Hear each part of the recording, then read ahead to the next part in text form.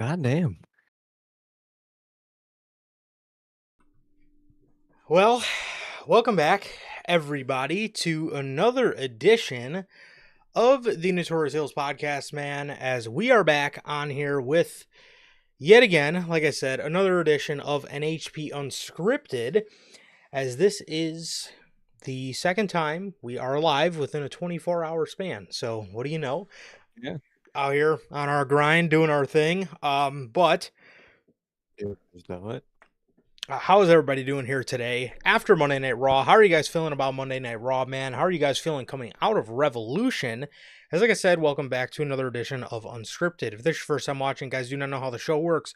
Every Monday, we are on here after Monday Night Raw with NHP Unscripted. Every Friday, we are on here at 4 p.m. Central with the news, and for the pay-per-views for both WWE and AEW, we are live directly after the show goes off the air with the official post-show review. The next time you can catch us on here for one of those is in a little under a month from now with AEW Dynasty, and then after that we are finally on the path to WrestleMania. But regardless, man, if you guys did miss all the shows from the weekend, Friday's episode of the news, as well as yesterday night's version of the 2025 Revolution post-show review, you guys can now watch both of those live on all platforms. That is Spotify, Apple Podcasts, and if you want to see it first, like I said, 4 p.m. Central on Fridays and after the pay-per-views for both WWE and AEW, man. So if you guys have not got a chance to get your hands on some of the official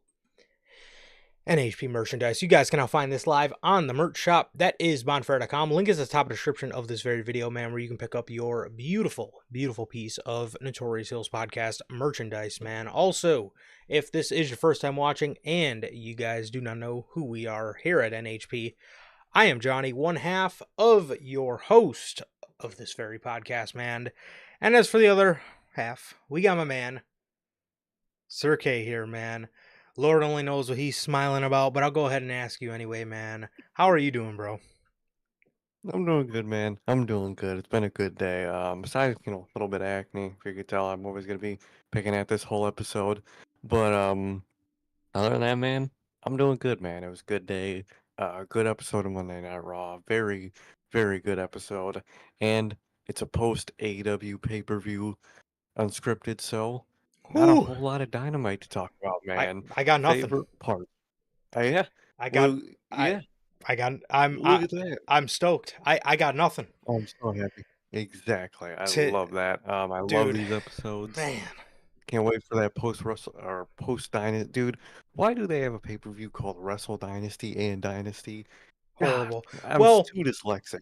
technically, Wrestle Dynasty Not is New their Japan's, pay-per-view. but I get what you mean. Their people Like, participate in it. dude, I'm too dyslexic for half of these fucking pay-per-view names half the time. In summer, I always call it Survivor Series. Survivor Series always call SummerSlam, dude. I do it constantly. But overall, I'm doing good, man. It was a good day. Good episode of Raw, and about to be a really, really enjoyable unscripted, man. It always is. It always is, but you guys always know the meat and potatoes usually isn't AEW Dynamite, man, and we get to skip the green beans today. So I'm very happy for that, man. But overall, man, like Durante always asks, how's the life? How's the family? Life's good. Family's good. How is everybody doing in live chat? What about you, bro? How are you doing? Oh, and in the replay. My bad. Almost forgot the replay. How's everyone doing in the replay too? But what about you, man? How are you doing? Doing pretty good, man. I am doing pretty good. Yes, I was watching Dynamite on Wednesdays, and obviously this is a post AEW pay-per-view unscripted, so not usually there's one or two things to cover from Dynamite, bro. Dynamite this past Wednesday, everything that was to be talked about was talked about yesterday, so nothing. I Yeah. genuinely I got nothing. I got nothing for AEW this week. Not a thought about the post show, not nothing. I Yeah, didn't even watch the post show. I didn't either. Jeez. I didn't either. We're pointless at this point, dude. Yeah, it's literally just a show where Tony Khan just dodges a bunch of questions and then acts as if everything's yay, hip hip hooray, everything's great here in AEW, is best wrestle, blah blah blah. But I got nothing, man. But other than that, Man, huh? sometimes I get you gotta dodge some questions, man, but Tony Khan does that shit excessively. Hmm. All right. Well, we'll see. We'll see for sure. But other than that, man, I'm good. I'm good, man. Just chilling. Does not feel like 10 o'clock. I don't know why it feels like 6 o'clock. No, When Raw ended, it was kind. I don't know if it's. I think that the daylight savings thing is throwing me off. I think that's throwing me off big time because I'm not used to. At least I haven't been used to since the fall. I haven't been used to Raw coming on, and the sun's still up. So that was a bit odd. yeah, That was a bit odd, but yeah, it definitely does not feel late at all. But regardless, as Durante always asks, I'm good. Family's good. What about you, Durante, Logan, Bell? My man, Lonnie, how are you doing? And my guys, a part of the Replay Mafia, JT, JB, and even the occasional honorary Hunter Replay Mafia appearance. So, how are you guys doing? And thank you guys for joining us as always, man. As yeah, we have a dynamite list unscripted. So, I see your comments, Lonnie. He says that was fucking awesome. I wasn't expecting that at all. it was, The ending to Monday Night Raw was man. fucking awesome. Monday Night Raw as a whole tonight, I really fucking enjoyed, man. I really enjoyed it a lot. I thought it was fantastic. Everything from everything from well, actually, they started the show with a match, which massively threw me off. That might be another thing that have thrown me off Yeah, tonight. I couldn't fucking tell you the last time they started a Monday Night Raw with a match. But every that EO segment I thought was fantastic with Bianca, Rhea, and EO. The main event was absolutely nuts, and then obviously the post main event stuff was fantastic as well. And I can't wait to get into it, and all that stuff. But my man Gotti, yes, how are you doing, bro? And yes, the tribal chief has returned from his month hiatus. The last time we seen him was February 1st. goddamn. Fucking tribal dude. Apparently, I saw it on Twitter. We've seen Macaulay Culkin more times than Roman Reigns this year so far. God damn it. Wow, really? That's what someone said. I think so because he was at the January. He was basically at all Roman's appearances, and I think he was at like another random like Raw or something or SmackDown. LOL. That's hilarious. Man. But he's finally back, and we are getting things off and moving for this whole feud, which I'm assuming they will eventually, over the course of next week, um, shift this feud over to SmackDown. I'm assuming. So we will have to see how that plays out. But yeah. So speaking of SmackDown, wow, there it is. There's the logo. Friday Night SmackDown. The Dynamite logo, man. I could, that's beautiful. We're gonna be soaking it up all night. Man, it's weird seeing this logo 14 minutes into the show. God. Look at that. Look, Lonnie, I understand we were on here a bit later, but I was putting You'll see something. why. Yes, I was putting something together really quick because we found out the start times to all the international Monday Night Raws. So we'll talk about that as soon as we're done with SmackDown. Honestly, dude, I only got a couple bullet points for SmackDown here. First things first, the show opened up with Naomi and Bianca Belair. Bianca Belair calling out Naomi to figure out what happened. Naomi came out and revealed to Bianca Belair, she was basically, she started it off trying to deflect. She started it off trying to, I guess, dodge the question of Bianca's question of did you attack her? So she started it off trying to dodge that whole thing, and Naomi would then go on a long tirade, and she would ask, Bianca, if you really want me to tell you how I feel about Jade, I could do that. The whole time Bianca's just saying, that's not what I asked. Did you do it? And Naomi's basically just going off saying, all I had to do was sit on the sidelines, and here she is and getting all this opportunity, and you guys were flourishing. And in a roundabout way, the promo was good. I will say though, their crying felt a little over It's exaggerated, and it yeah. at a couple points it kind of made me laugh a little bit because it just didn't seem Ooh. real. I guess they were just it came off as if they were like trying their hardest to fake cry, and they were crying, but it just didn't sound well. But Naomi I ends up, get what you mean. yeah. Hmm. Naomi ends up revealing that Naomi says that she did it. She did it. She attacked Jade Cargill. Bianca Belair was very upset, and Naomi basically just tells Bianca, "Look, I did it for you. I did it because you had to waste almost a year of your career trying to hold her up while she piggybacks off your greatness." That's a shoot. Um, That's real shit. So yeah.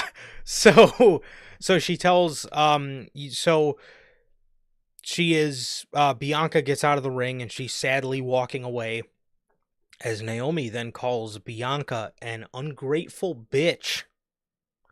Bianca Mm. slowly turns around, and as Bianca turns around, you see an SUV pull up. Jade Cargill pops out, wearing all white. This was something that was brought to my attention from people on social media. But Yep. Bianca and Naomi were both wearing all black. Jade Cargill popped up wearing all white. Back when these two were a tag team, they always left Naomi out of their matching gears. Like Tires. there was images of Bianca and Jade wearing cheetah print. Meanwhile, Naomi's just left wearing something else. And there was a couple other times, but this time it was Bianca and Naomi that were color coded, and Jade was wearing all white. Was the odd woman out of the matching attire. So this has led a lot of people to Mhm. theorize that Bianca is going to end up knowing about this the whole time and end up being behind it and the one that orchestrated it, so she can go off and challenge for the women's championship at WrestleMania. If that's the case, I love that. And if this and if the whole color coding of outfits is a real thing that stems back to last summer, I got to give props to WWE and all three ladies for paying great attention to detail there and doing that. But so Jade Cargill pulls up and Bianca just lets her go at Naomi. She lays Naomi out, and that was that.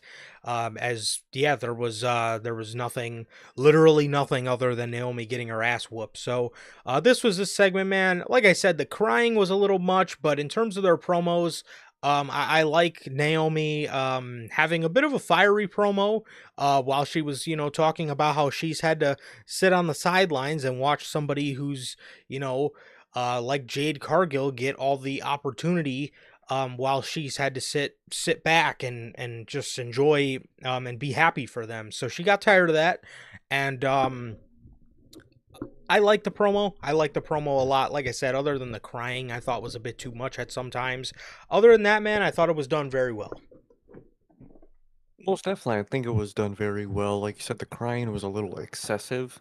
It might have been just better just to, act generally sad and just shocked more than just flat out crying. But overall, I really like the segment, and I really like the angle they're going for with, the reasons why Naomi did it. And I really like, and I hopefully they do integrate it, and it is true of what a lot of people think that you mentioned that, Bianca was in on it, that she didn't attack her herself. Either she helped orchestrate it, or she just ended up finding out and brushed it to the side and focused on her own thing. And I think either or would be really good, and that's really of a of a way to turn heel that a lot of people that's not very common. And I think you could it's really unique, and I think I would really like to see some variation of that, and I hope it's true. And by the way they tease it a lot, I feel like it might be true. And I like what they're doing with it, man. I like how, it kind of ties into what Bianca's doing solo. She's still tied back into that at the end of the day, and I like how all this is setting up, and I really hope it does set up a heel Bianca around WrestleMania or post WrestleMania. I really hope so, man. But I really like what they all did here. No, for sure, man, for sure. So that was the opening segment to that was the opening to SmackDown. Another thing that was worth noting within this 3 hour extravaganza was Chelsea Green was defending her title in a match against Michin, and Alba Fire ended up joining the Secret Service with Piper Niven for Chelsea Green. And Alba Fire has aligned herself as a part of this group. I guess now it's a faction with with Chelsea Green and Piper Niven. So now, instead of just Piper and Chelsea, it is Alba, Piper, and Chelsea. How are you feeling about this? How are you? Yeah, right. Logan says Chelsea versus Michin. When will it end? Your fucking guess is as good as mine, bro. Yeah, literally, it's been 3 months since December, and they have they're still running with this. But how do you feel about this pairing, man? How do you feel about them adding Alba Fire to this group with Chelsea and Piper Niven? And what are your thoughts on it, man? Think adding Alba Fire is fine. I think she's a fine addition. It's just that whole circle they're just not really doing much with anyway. You got Chelsea with two, people now, which will be like a mini like faction of Piper and Alpha Fire possibly going for the tag titles, while Chelsea still has the US, and they'll still help Chelsea and probably vice versa. But I think it's all right. I think it's fine. I think it's not going to harm nobody. It's good to give Alpha Fire something to do in the meantime. But I don't know, man. That whole women's mid card division is just they don't put the time and effort that they really should be into it, and it's really showing, man. Especially they got these rumored plans of evolution, bringing that back. I think you really need to. You have 3 hours of fucking SmackDown every week, dude. You could turn that division up a bit, the whole women's division. You could turn the intensity up a little bit and just use people more, showcase people more, showcase stories of people that people care about overall. And overall, I like what they did overall. I just hope they just turn it up with those women, man, because they could do a lot more. And if they're planning evolution, uh, you know, bringing that back, I think they should really like pump it up. You got 3 hours of SmackDown to fill, 3 hours that feel like fucking 5 hours half the time. So you definitely have the time to kill, man. But overall, I liked it, man. But what about you? Yeah, I thought that I overall I thought it was fine. I remember this idea being tossed around as soon as Isla Dawn got released. And I remember people talking about the possibility of, Alba Fire, or there was the idea within WWE Create. Actually, the original idea from WWE Creative was for Blair Davenport to join this group of Chelsea and Piper. And then when both of them, Isla and Blair, got released, then I remember hearing the rumor about, upper management in WWE thinking about having Alba Fire join this group. Um, you know, I mean, it is what it is. It is what it is. Mm. I know, and I've seen it a lot, and I see I see Logan saying, Alba doesn't fit. But it is something for Alba to do, and the reason the reason I guess for me it doesn't bother me too much, I guess, is because Piper herself doesn't really fit. I don't the pairing, the usage of Piper Niven as just a heavy for Chelsea Green is kind of to me anyways, but it's something that we've, I guess, gotten used to. But Alba Fire, yes, you're right. Alba Fire doesn't really fit either. But like I said, for me at least, Piper doesn't really fit either. I don't really like the usage of her really that much with Chelsea either. But I mean, it is something for her to do, I guess. I mean, I guess that's a positive that comes out of it, man, because, WWE clearly never had any sort of usage in mind for the unholy attraction or the unholy union, whatever the fuck they were called. They never had any use for them anyway, and obviously I think putting Alba with Chelsea, we have a better chance of seeing Alba Fire rather than using Alba Fire on her own, because WWE, I could even think back to her Kaylee Ray days, and even in NXT, she was used in NXT UK, but I don't really know anybody who watches NXT UK, or used to watch No, NXT UK. Maybe Bell did, but maybe Bell watched NXT UK, but Rumpa.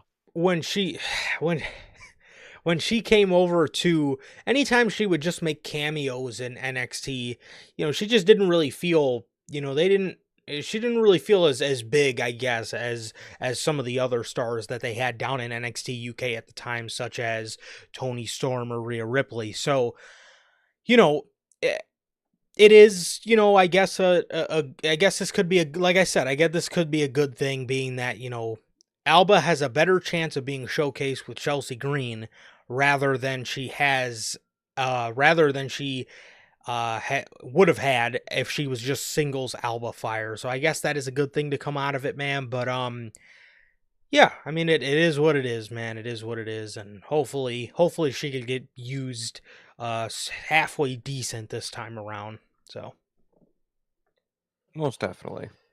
yeah. Cody Rhodes. Cody Rhodes comes out here for a promo. He comes out here for the first promo after the dastardly attack. This is the first time we're seeing Cody Rhodes after the dastardly attack from John Cena. So he comes out here. He talks about how the fans chose him. When he was in this very building, I can't remember where they were, but he said I was in this very building and I had a mustache on my face and I was climbing the ladder and you guys wanted me to win the Money in the Bank briefcase. It was then you guys chose to saddle up with me. You guys chose me. When he said that, it made me think, my God, I can't believe Cody Rhodes is WWE's top guy. Like, it's just so crazy to me, because when I started watching Cody Rhodes, he was in Legacy, and he was just a random guy on the roster. And if you would look back and ask 10-year-old me, do you think Cody Rhodes would be WWE's biggest babyface and be the world champion one day? I probably would have maybe told you no. I probably would have told you, maybe to his fullest potential, he could be a good heel, because a lot of Cody Rhodes' work that I watched when I was a kid, he was a heel. He was dashing Cody Rhodes, or he was undashing Cody Rhodes, or he was IC champion Cody Rhodes.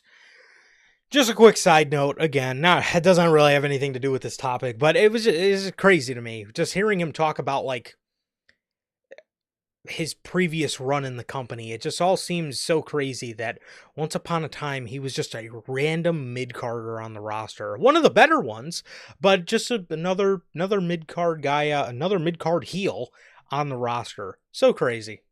Anyways. That's crazy. That really is. Yeah, I would have never guessed, bro. 100%,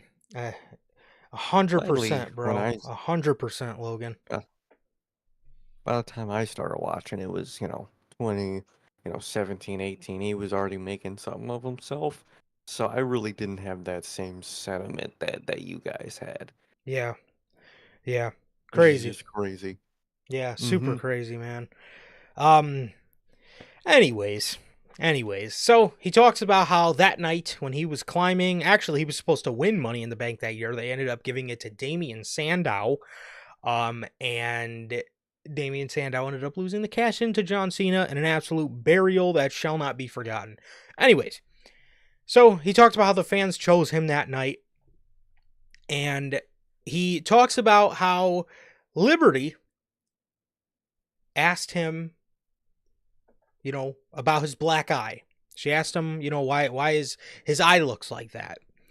He said he had to hit Liberty with a Cody lie. Oh my god, dude, he's doing it to his fucking daughter now. Everybody knows about And he's these doing infamous very well. Cody lies. He's doing it to his daughter. Got Cody Rhodes loves lying, man.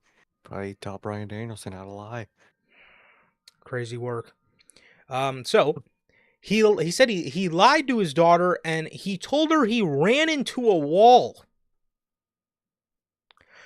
When she grows up, she's going to seriously question how fucking hard you hit that wall and what wall you ran into. Got a fucking purple eye. What it would do? What? How? Have you seen I keep seeing all day of like WWE wrestlers doing podcasts and like calling out like how much of an asshole move that was from Travis Scott. Oh yeah, I saw like Bully Ray, like he should get the shit slapped out of him and shit. I I th- saw that. I thought Yeah, I seen Seth say something about how that was an asshole move too. I think So, I did too. Yeah. man's got heat. Man's got heat. Mm-hmm. So, he says he lied and he told his daughter he ran into a wall. He said he wasn't entirely lying though. He said one day she would ask again and he would tell her the truth that one day his hero, when he was coming up in this business, after 20 years, he said, never give up. And ironically, I'm going to have to tell her that guy ended up giving up. Wow. Damn. He talks about his celebration at WrestleMania 40, and he talked about how his old friend John Cena, he looked at him and he told him something he'll never forget. He said he pointed at this very championship that I hold today, and he told me it gets heavier every day. Well, John, here I am with this championship, and it is not heavy enough. He says, I know you think your successor had to be exactly like you, and I know you think you're the last of your breed, but you're not, because I'm standing right here, holding this above my head as if it weighs nothing. And at WrestleMania, I will do the same. Clearly, you want some, so come get some. Ah, had the old John Hmm. Cena line on John Cena. I love it. This promo was fantastic, man. Everything that he needed to I feel like the big points that he needed to hit, I feel got across very well. Obviously, I'm talking about how how he talked about his hero, that when he was a young Cody Rhodes during his first run in WWE, everybody knows, it's well documented, he used to drive from town to town with Cena. And the point that he made of he's going to have to tell his daughter that the guy that preached never give up for 20 years ironically ended up giving up. And then obviously the whole you want some, come get some, what he told him at WrestleMania 40. I thought both of those points got across very well, and I think I think it was I thought the promo was very good. I thought the promo was very good, and just continues to build anticipation for the return of John Cena. So yeah, Most definitely, man, and that it did, and that's all he could do until next Monday, or technically this upcoming Monday now. That's all he could really do is just build excitement for when John Cena comes back to make this as interesting as possible.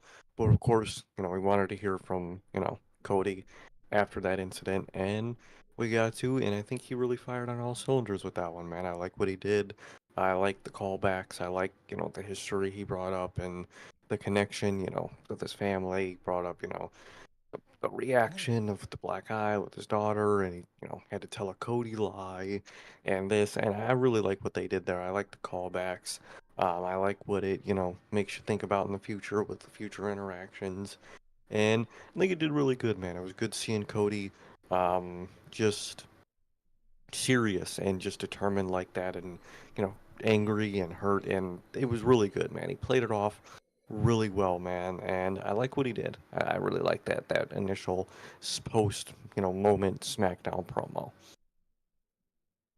For sure. For sure, man. So, um, in the main event of the show,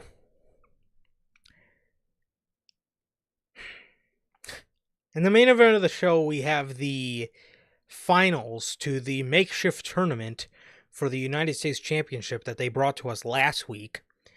And this is LA Knight versus Shinsuke Nakamura. And in this main event, there was a lot of shenanigans going on. The ref gets knocked down, or the ref got misted. A bunch of other shenanigans ended up happening. A bunch of other shit ended up going down in this match. And lo and behold, couple spots later, LA Knight hits a BFT and defeats Shinsuke Nakamura to become a two-time United States champion. Now, there have been a lot of rumors going around. Nobody really knows what's true and what's not regarding Shinsuke Nakamura. There's been a lot of stuff floating around about him ever since losing this championship. But what I can say is, again, I ask, why in the world did we put the U.S. title on Shinsuke Nakamura?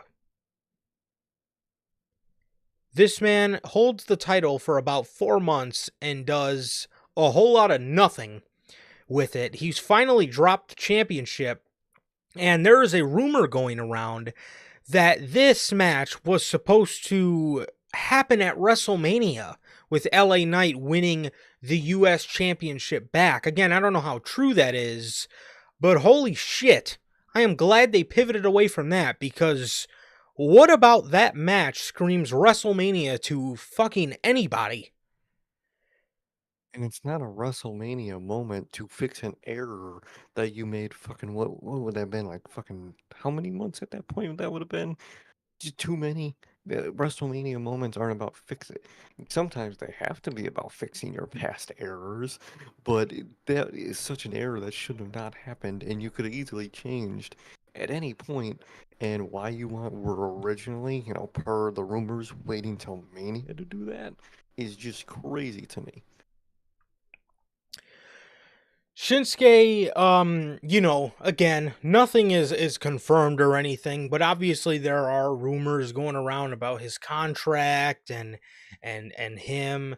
Um, you know, uh, I seen one earlier today. I really don't believe this at all. Obviously, we would have heard from WWE if this happened, but I heard that they released him. I don't know where you people come up with shit like that, but I was hearing that his contract is up soon, which I guess would sort of make a little bit of sense as to why they put the US title on him, because either that was a way to get him to stay, or that could have been like a goodbye and thank you for your service to him. But again, I don't know what's Mhm. true. Nothing is confirmed as of yet, but obviously, whatever the case is, if you're looking at this case just from an on TV standpoint, this was one of the fucking dumbest ideas to put the championship on Nakamura and completely dead everything that SmackDown mid-card scene had going for it. Because if you guys remember, before Nakamura returned, the SmackDown mid-card scene was pretty fucking healthy. It had, if Mhm. obviously we talk about it all the time, of the LA Knight, Andrade, and Carmelo Hayes. So that big three running that SmackDown mid-card division. And again, everybody was theorizing, oh, well, I'm sure LA is going to drop the title to Carmelo, or I'm sure he's going to drop it to Andrade. They bring Nakamura back to defeat LA Knight. And again, a move that has got to be considered one of the dumbest moves since Triple H has taken over creative, because his title reign consisted of him hanging out in the hallway and watching people. What is that for creative? I mean, Ooh. seriously, you bring him back with honestly a really cool look, a cool theme song, and creatively have a whole lot of nothing for him. We got to do better No, than that, man. exactly. Definitely we have to do better, man. I always said it. I never really liked heel Nakamura. No No. matter what version they had, it never worked for me. That man, it was born to be a babyface, and they always preferred him as heel for some reason, which I think is a massive waste. In a lot of his WWE run is wasting him as, these random heel variations that never work out.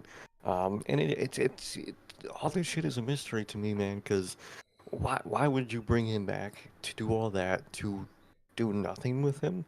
Like you said, you brought him back, new look, new theme song, new vibe, and it was really cool.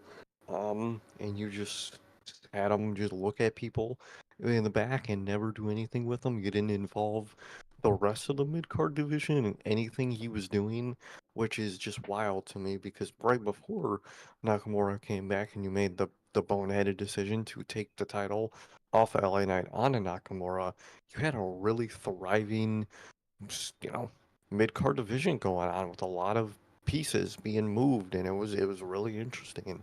And then really dropped the ball on that one, all for you to just fix it all on a random episode of SmackDown. I don't understand, man. I really don't understand. And the whole Nakamura, contract situation is very interesting, and I hope we have more concrete answers by Friday because all these variations, if there's all these variations of overall the same thing, I think an element of it seems to be true.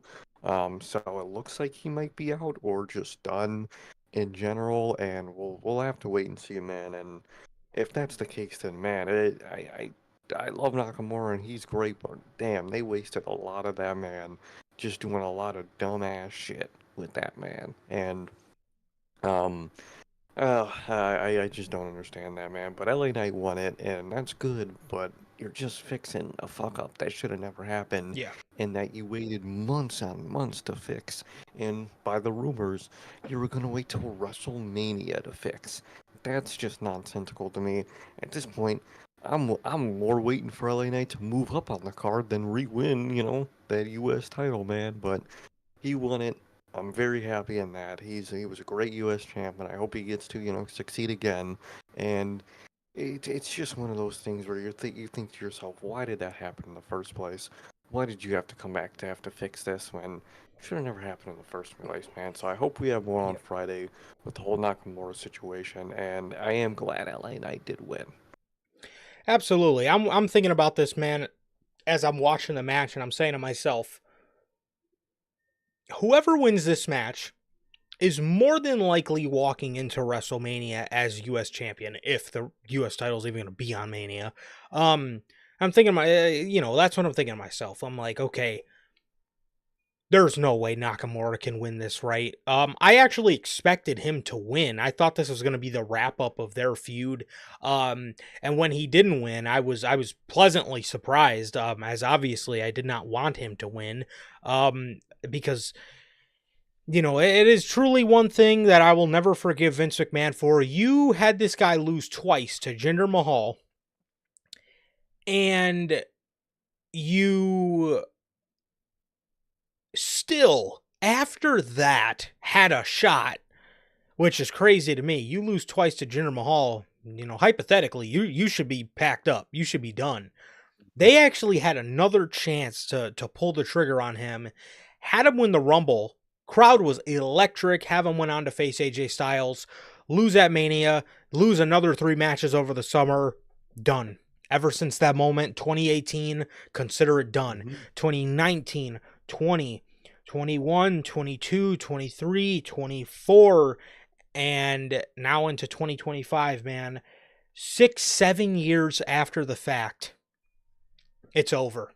It's over, man. Mhm. You know, you're never gonna ever get that aura back. You're never gonna get back to the point where people, you know, actually legitimately have interest in seeing this guy become a world champion and get that you know, notch on his belt in WWE, man. It's just not gonna happen. The ship has sailed on Nakamura, and again, you look at his work now, man, and it just, you know, his character work is cool and his mannerisms are very great Muda like, but when he gets in those when he gets in between those ropes, man, it is the most just lazy, uninspired version of Nakamura known to man. And it's just like you watch this shit and you just think back to yourself, man, where are the Is days of 2016 Nakamura? Where did those is days go? And obviously they're I think we all know the answer to that. They are fucking long long gone. gone.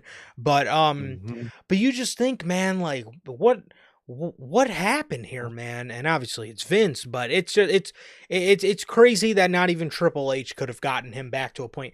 I honestly really would have thought Triple H would have made him a babyface at some point while he had control and try Yeah. to get a little bit of that aura back. He kept him heel the whole time, and it was a I think killer. that's another exactly, that's another mistake that Triple H made was you kept him a babyface. The man just doesn't work. I mean, you kept him a heel, my bad, and he just doesn't work as a heel, man.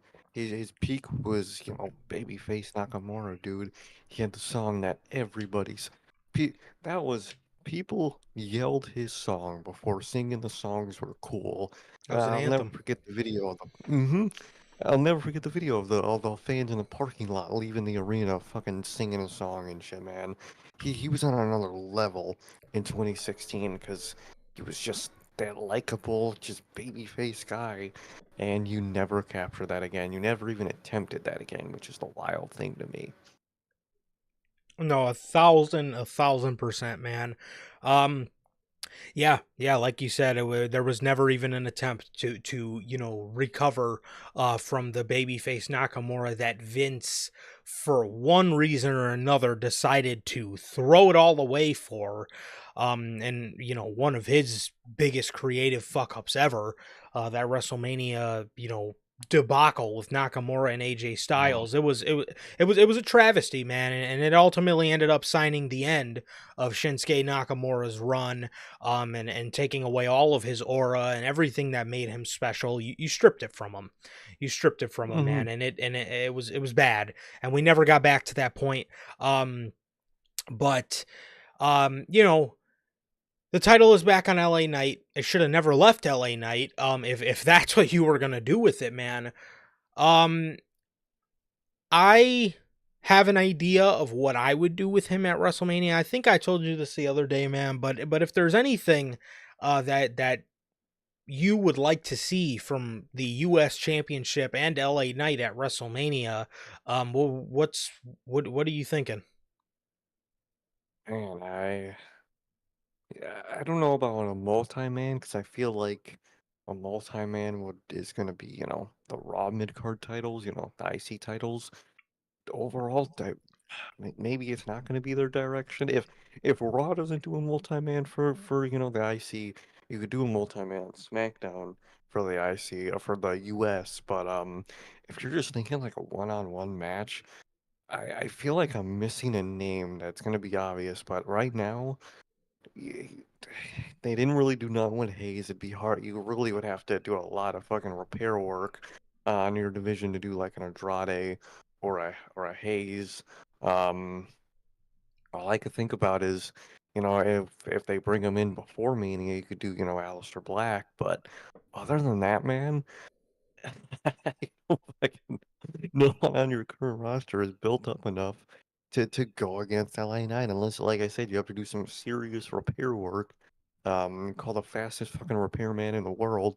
Other than that, I could just think of like an Aleister Black. Or if Raw's not doing it, you could do a multi-man.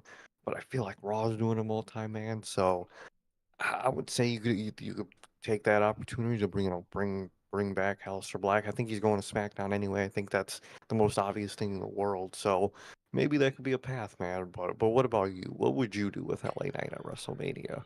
Yeah, that was when we spoke the other day, that was the one thing that popped into my head is after LA Knight won the championship. I immediately thought about Aleister Black. Hypothetically speaking, if you bring him in during this UK run that they're doing for Raw and SmackDown, if you decide to bring him in there, that's obviously something you could do. There's obviously another guy that looks to be coming back that is a former US champion, that being Miro or Rusev. I think that would be something interesting to see as well. Um, and obviously also we've heard the stuff about Ray Phoenix, but honestly, I genuinely just see WWE getting the Lucha Bros back together. I really don't see At them this going point, I really don't see them yeah, going the singles Ray Phoenix route. But Aleister Black is a name that popped into my head. It actually popped into my head while the match was going on, because I was thinking to myself, well, whoever walks into this or whoever walks out of this match as the champ is probably walking into Mania with the US title. So if Nakamura walks out, what could you do with Nakamura? And I immediately thought, okay, and I guess evil versus evil type of, match with, this dark Nakamura versus Aleister Black, who's obviously a very dark character. And then I thought about, too, with LA Knight, Aleister Black still could be a pretty cool option to face him. I would presume Black comes in as a babyface, though, so if you did want to go the heel route, you could always do Rusev too, because again, Rusev is a mhm. former US champion, so that would make sense if you wanted to do that as well. Or if WWE wanted to go with one of their OG options, you could go with Carmelo Hayes or Andrade. But again, they've already kind of done that song and dance with LA Knight, and I just don't presume them doing that again. And I don't see them doing that at WrestleMania. So um, Mhm. yeah, I It's don't know. really hard to see for LA Knight, man. Because even with the idea of Aleister Black, man, is WWE really want to have LA Knight go from dark guy that gets into people's head to dark guy that goes into people's head again for LA Knight? True. It would it would be a lot better. I'll tell you that with Aleister Yeah. Black than it was with Shinsuke, but it'd be the same general idea of the feud, man. I don't know if they would want to do that. So that's only the thing that's thinking they're gonna save him for after, WrestleMania, man. So a mural would be really cool. I think that could be a really different challenge for LA Knight. That's if he's coming back to this company this soon. But you have a lot of options, man, and I really don't know what they're gonna go with. Me neither, man. But honestly, They at go with this, the Miz. oh Lord. Well, You need to maybe, put well, hey, maybe they'll go with Mellow Don't Miz, that it's just or that the man has so the much the potential. the Oz hymns. It'd be pretty tough, bro. Carmelo Hayes, dude. He has Cr- so much potential. Crazy And you're tag putting team him with IP right there. Legendary tag team IP right there.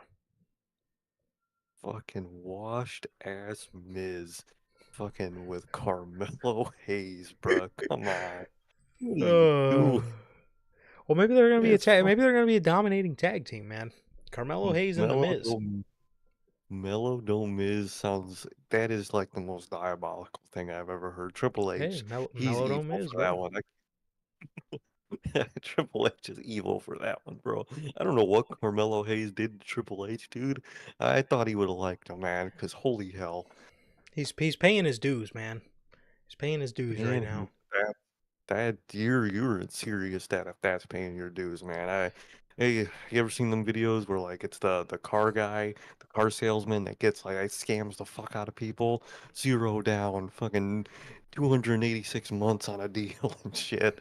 That's what Carmelo got. That man is he's getting scammed. I don't know, dude. He don't miss. I don't know what you're talking about. But It's regardless. So, like I said, as I was thinking about that scenario, those two names would probably be at the top of my list if they wanted to debut them while they're overseas. A Rusev or, Mhm. or an Aleister Black. But again, like you were saying, with the idea of, you know, a guy getting in LA, or with an idea of a guy debuting or returning and then immediately taking the title from LA Knight. I don't really know. I mean, I could see them doing it, but I just don't know if that would be great for LA Knight. But regardless, Yeah. if there was going to be a Mania match for him, I'm looking at those two. So yeah, that was SmackDown. Nakamura finally has the championship taken off of him, man. And again, one of the most fucking egregious, just oh my god, U.S. title runs that you have ever booked. It is finally over, man. Really. It is finally fucking over. And that's basically everything from SmackDown. That's basically everything we got from SmackDown, man. As we do have an official word before we get on to Monday Night Raw, man, from the official sponsor here at NHP, W Energy. W Energy is an energy drink loaded with vitamins and nootropics formulated to improve focus without getting the jitters. W Energy is a clean energy drink formula that is sugar-free, 0-calorie, free from fillers and artificial colorings with 150 milligrams of caffeine per serving. You can get your W Energy products today with the link below and code NHP at checkout to save yourselves 10% on your next W purchase, man. As always, the official sponsor here at NHP. Shout out W. Truly. Always got to shout out W, man. Whether, workout, anything you have to stay up for, man. Whether it's Dynamite, fucking staying up till 12 for an AEW pay-per-view. Um, W will keep you awake, jitterless, keep you focused, and it'll taste good all at the same time. Well, Johnny Man loves his good taste. But regardless, here we are for Monday Night Raw in New That implies. in I think you do.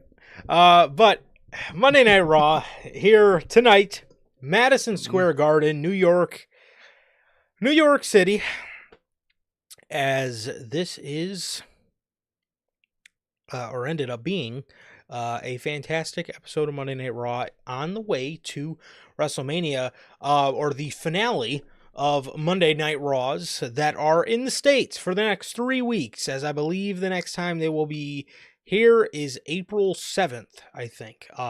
That's the next time they will be doing a Raw or a SmackDown in the States. So, the show opens up here with Jey Uso versus Grayson Waller. I was appalled that a Monday Night Raw started with a match. Oh, I was too, dude. It cut to the back where, how, the usual Jey Uso match entrance starts. And I was thinking, like, damn, what segment was announced for Jay? And then I remember, like, oh shit, this is a fucking match. I was so shocked, dude, just like you. Crazy. Crazy work, man. Crazy work. So, yes. So, like I said, let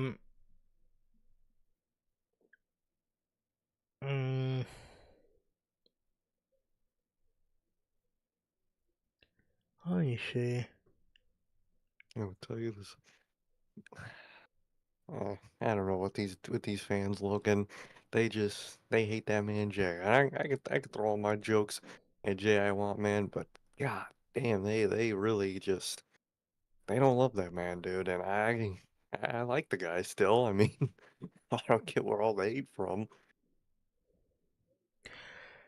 Yeah, well, it wasn't it wasn't full of handspring ranas and poison ranas and tiger drivers and Fucking, it wasn't handspring fucking all cutters. Yeah. hologram versus Dralistico, just fucking the most choreographed fucking shit ever.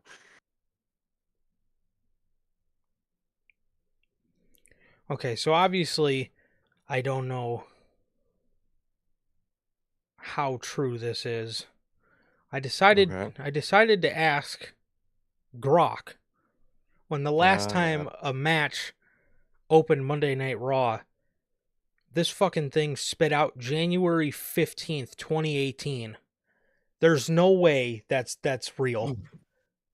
No, dude, any like Google search or any Grok AI, all those things suck, dude. You can't trust those things. They all suck. Well, Dude, you know how many things I Googled and like you know how to Google now the AI thing comes up first? yeah. Bro, I swear to God that shit's always wrong. It's always the most random shit. I'm like, bro, what is this? Yeah, I was going to say I seen that date and I'm like 20 there.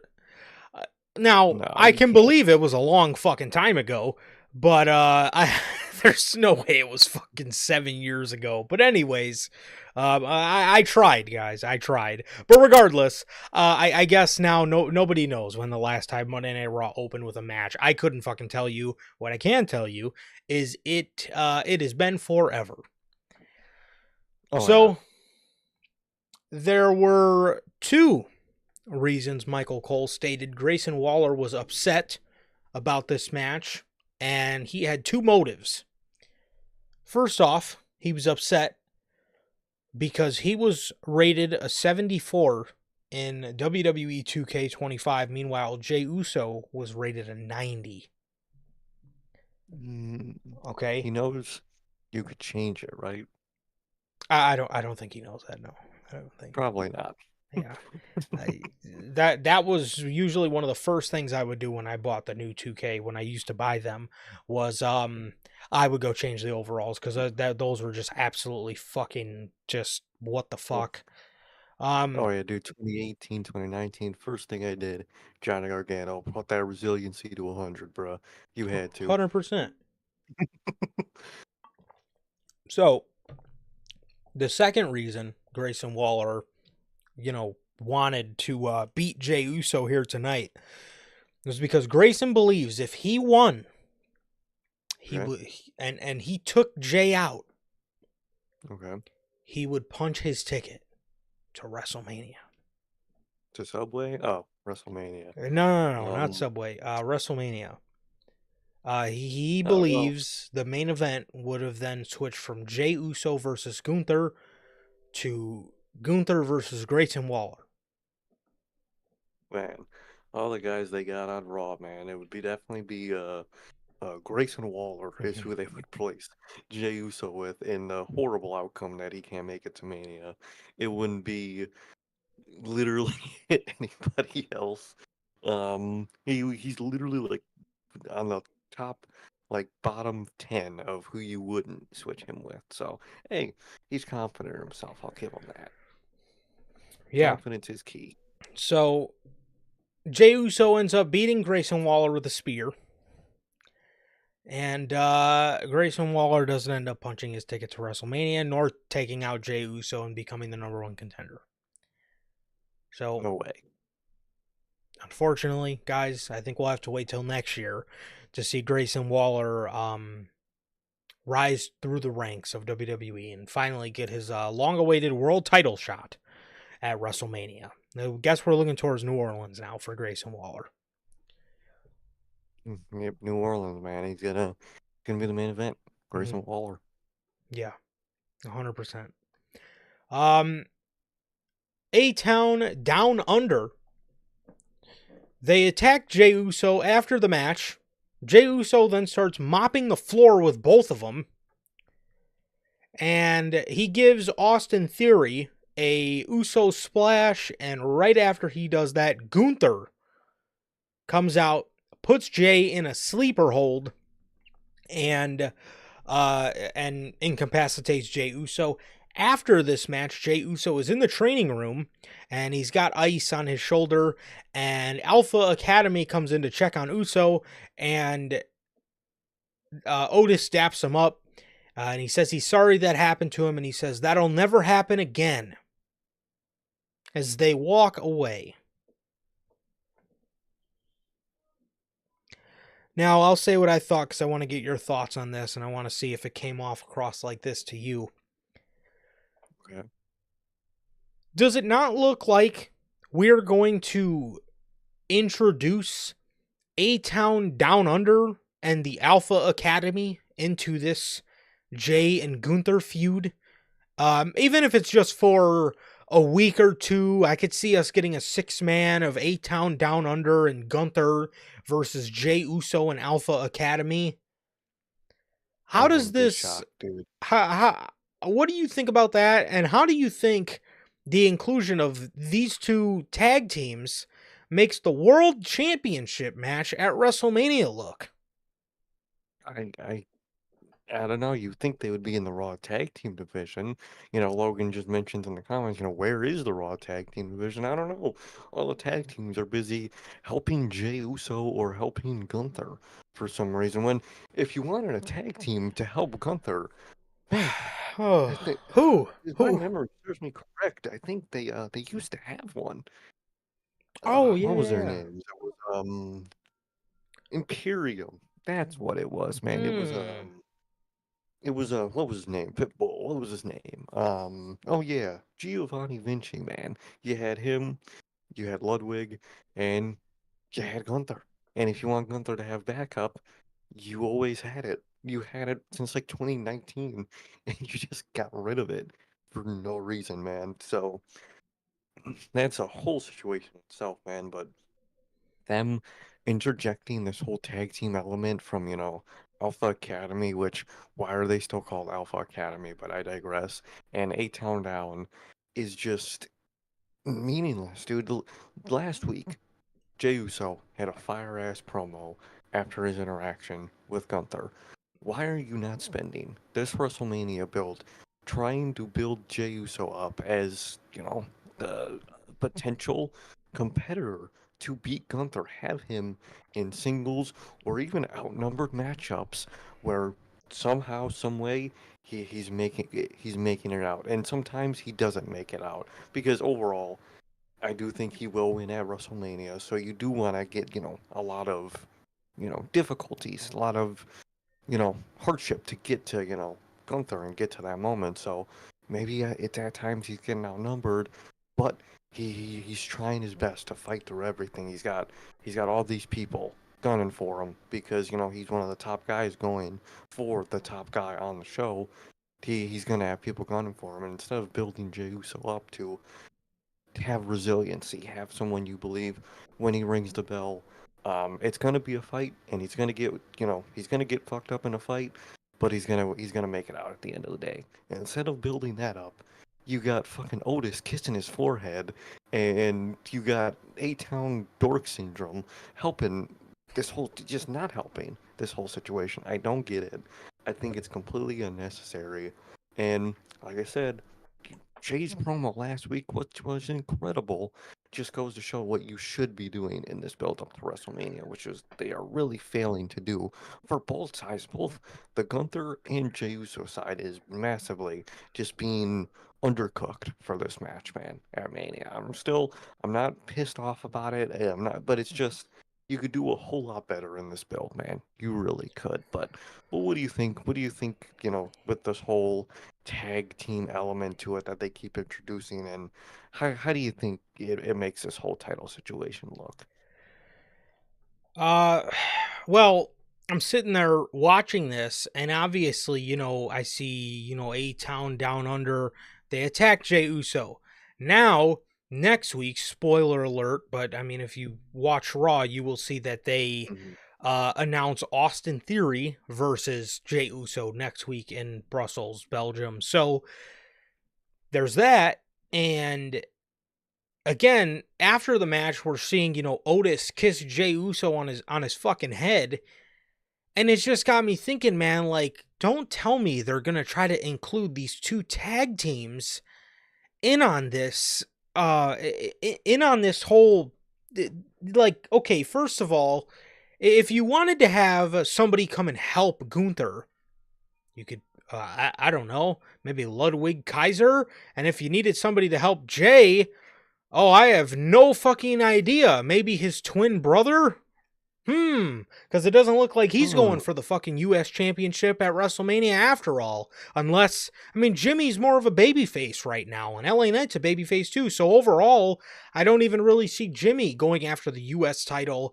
Maybe they could make something work. I mean, they do have, beef still, LA Knight and the whole bloodline. So, maybe there is something there. But You mean to tell me this is the best you have for an inclusion to keep this feud going and to keep this feud and and again, I will say ever since the Royal Rumble, I have said fairly good things about this feud. I loved Mhm. what they did last week. Jay cut a fiery promo. Every week Jay cuts fiery promos, and usually Gunther will cut a good promo as well to cut Jey Uso down to size, and it comes off very well, man.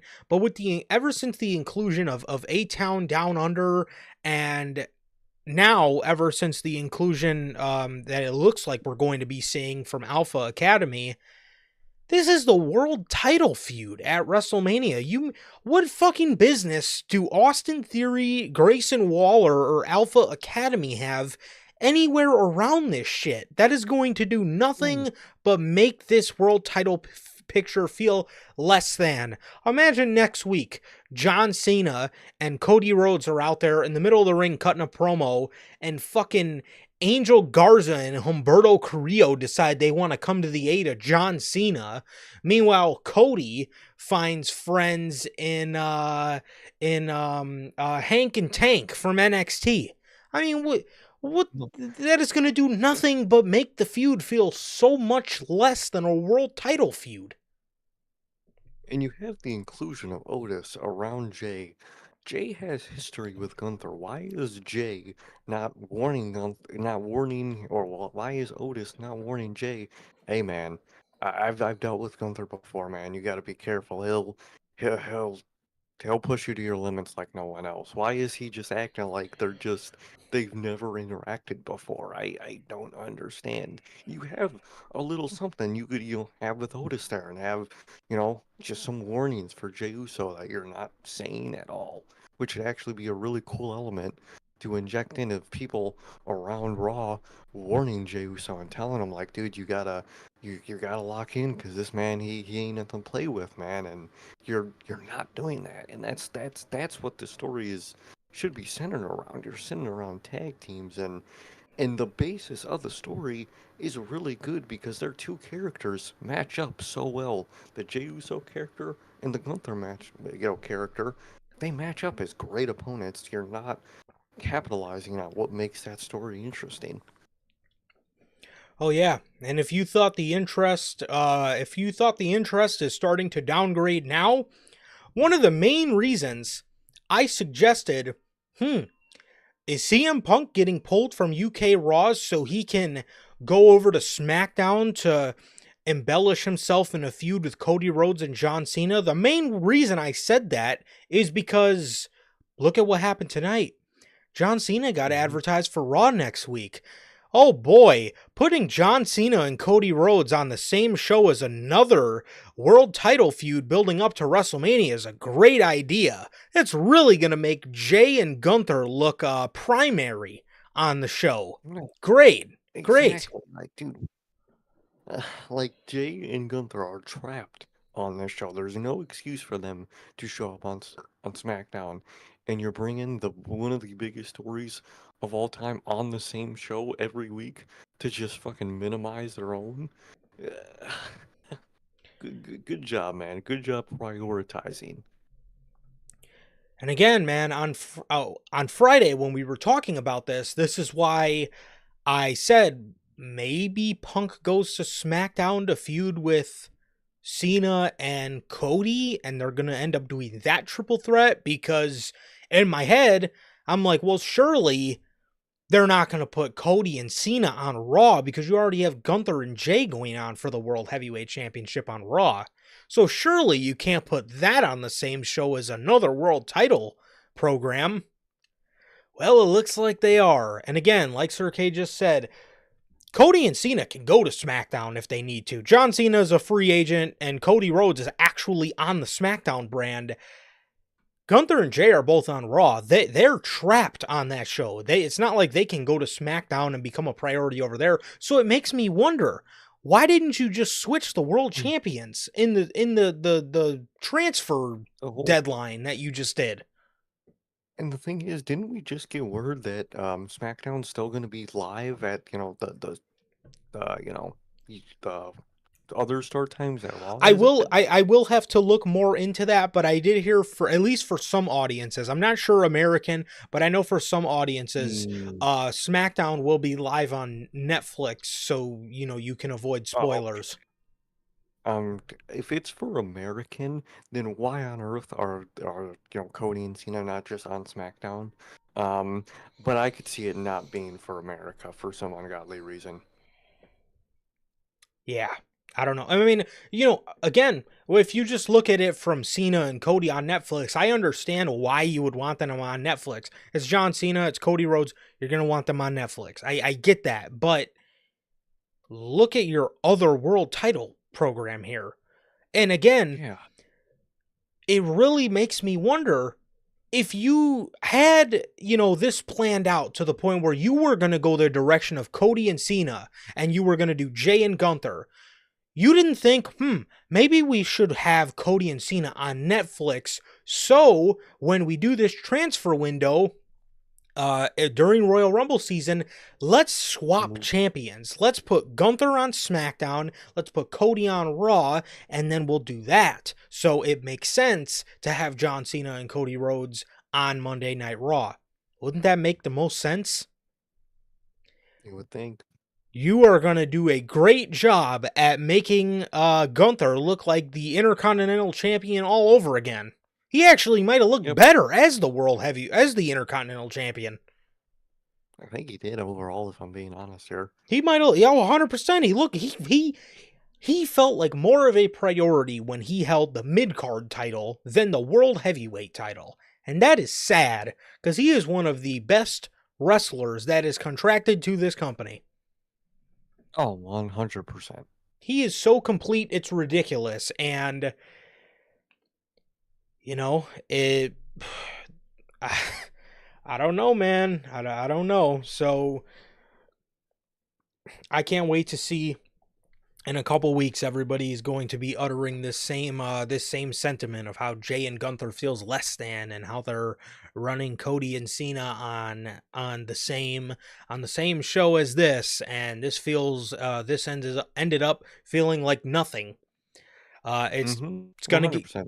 it's gonna get to that point, because we are a month into this feud, and we are now introducing the likeness of A-Town, Down Under, and the Alpha Academy to the feud. It's really going to ramp this up and make it feel like a main event program at WrestleMania. Great. Literally.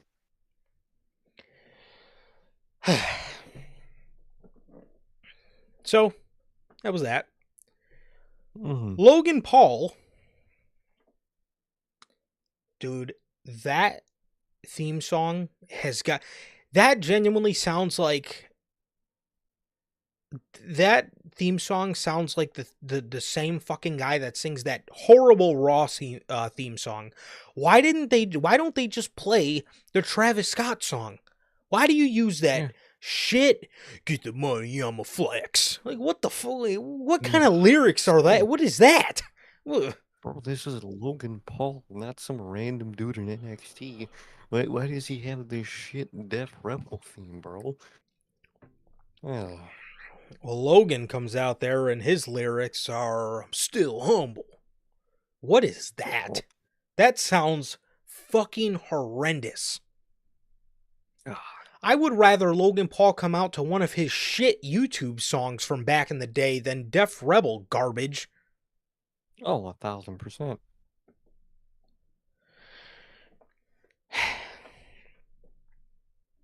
And his songs on YouTube were rough, okay? I would They're rather him real come rough. out to one of those. So, he comes out there.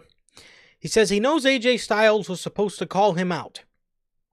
He says, I know AJ was supposed to call me out or whatever, but I'm not worried about that. He says his name is Logan Paul. Thank you. Yeah, I didn't know that. And when you think of my name, you think of names like The Rock. You think of names like John Cena.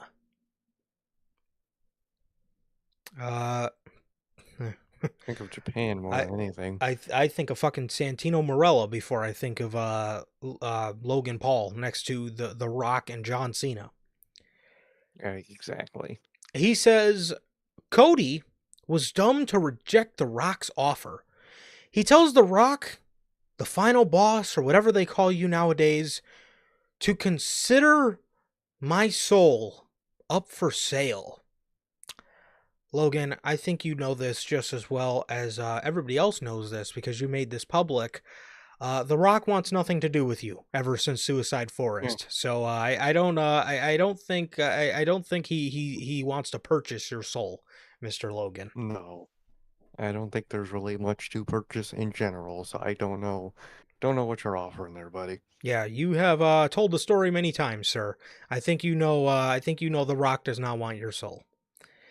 No. So he then sees comedian and podcaster Andrew Scholes over in the front row, who everybody was memeing as Simon Gotch. Hilarious. He did look like, oh my gosh, hilarious. Anytime it's funny because anytime like I'll be scrolling somewhere and I'll see clips of him doing comedy or I'll see clips of his podcast just on a random post by somebody or whatever, I always think about Simon Gotch every time I see his face. Do. So That man looks just like him. So he says he goes over by Andrew Scholes and he says real recognize real. He says tell the people who you're here to see. He grabs a mic. He tells the New York audience he is here to see the steel cage match and he is here to see real wrestlers like AJ Styles. Logan Paul takes this poor guy and throws him over the barricade, and Andrew falls right on his back. Logan then gets him in the ring, goes to get him up for a suplex. AJ Styles jumps in there. He hits him with the phenomenal blitz, and then he hits him with a phenomenal forearm. And Logan Paul is walking to the back, and AJ grabs the mic. And he is yelling at Logan to get back here. He says, "Come on, Logan, this is New York City. Get back here." And Logan just ends up walking away as AJ celebrates with Andrew Scholes to end the segment. Physically, AJ looked great. Logan sold for AJ great. He took a good, phenomenal forearm as AJ Styles' offense just looked real. I mean, AJ Styles' offense looks clean every night, but it looked clean giving it to Logan. I got to say that, man. It looked really good. I think Logan sold really good for him. And the segment was fine, man. It was a nice way to involve a celebrity and get the point across with AJ Styles and stuff. So it was good. No, it's definitely, man. It was decent celebrity involvement, man. I'm sure there was a production meeting. I'm sure they didn't just have Logan Paul just grab the guy and throw him over and not tell him. So it's nice to see, someone prepared to do stuff, with the wrestling company, man. And overall, it was fine. Andrew Schultz did his or Schultz, whatever his name is. I always called it Schultz. I guess I was wrong. What was I gonna say? He sold his spots well, man. He wasn't bad. He would, because sometimes you'll get those celebrities that are just like just a stick. They're just so stiff and whatnot. And he was fine in that segment. And AJ, came out, did his moves, did his sequence, called it a day. It was a nice, simple, little simple segment with celebrity involvement, man.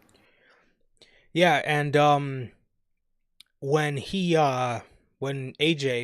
Logan walked over by Andrew Scholes, Michael Cole screamed out, "This must be AJ Styles' brother."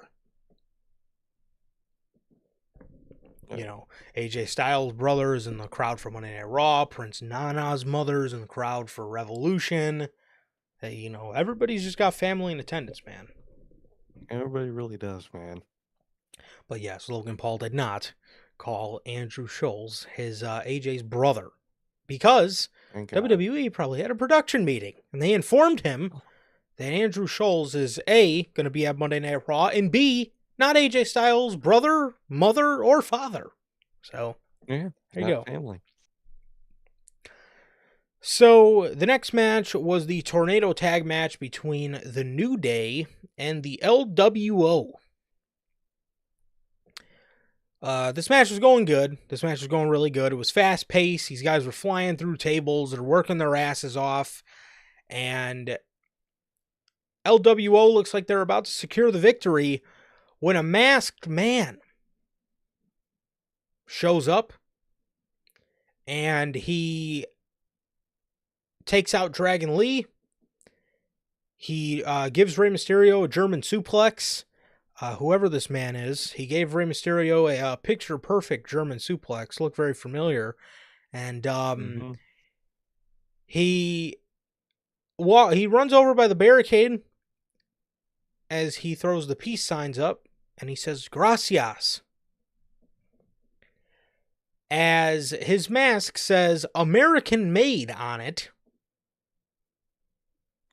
Security pulls him over the barricade, and he ends up getting out of their grip and running away so fast into the crowd. As New Day capitalized, they hit the midnight hour on Rey Mysterio, I believe, to secure themselves the victory. As New Day wins this tornado tag match. As no signs of them getting anywhere near Big E, at least for this WrestleMania season, man. So, Yeah. so that is that, man, and that was this tornado tag match. It was pretty good. I like the quality of the match, man.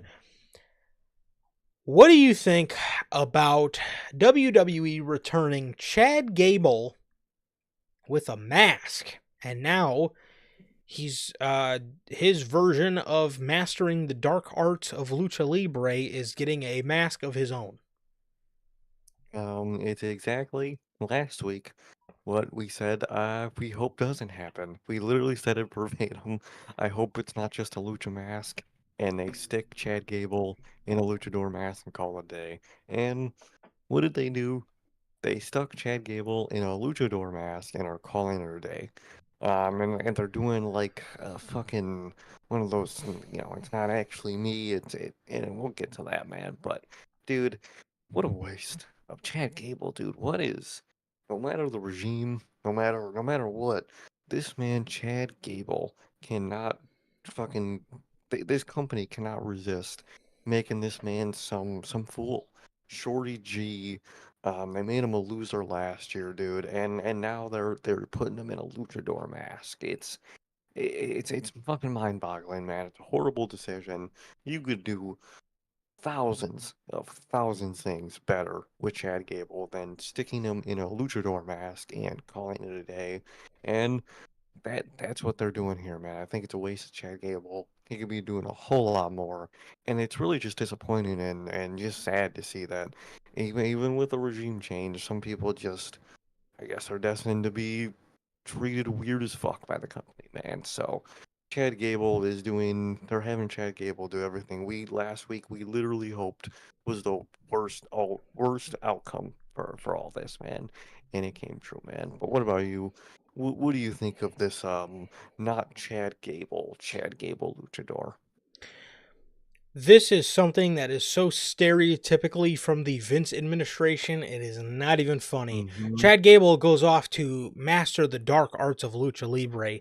This is the point of the story where everybody jokes, "Oh my god, Vince is probably going to put him in a luchador American mask and bring him back as a luchador to, I don't know, for some cheap pop or really for Vince to pop himself." And that is actually what they did here with Chad Gable. You know, Gable is an entertaining guy, so I'm sure he's going to make it work, and I'm sure he's going to try his best to make it work. But god damn, can WWE please get in the fucking mindset of pushing this guy as a legit guy on the roster? I mean, he is so talented. He's so fucking talented.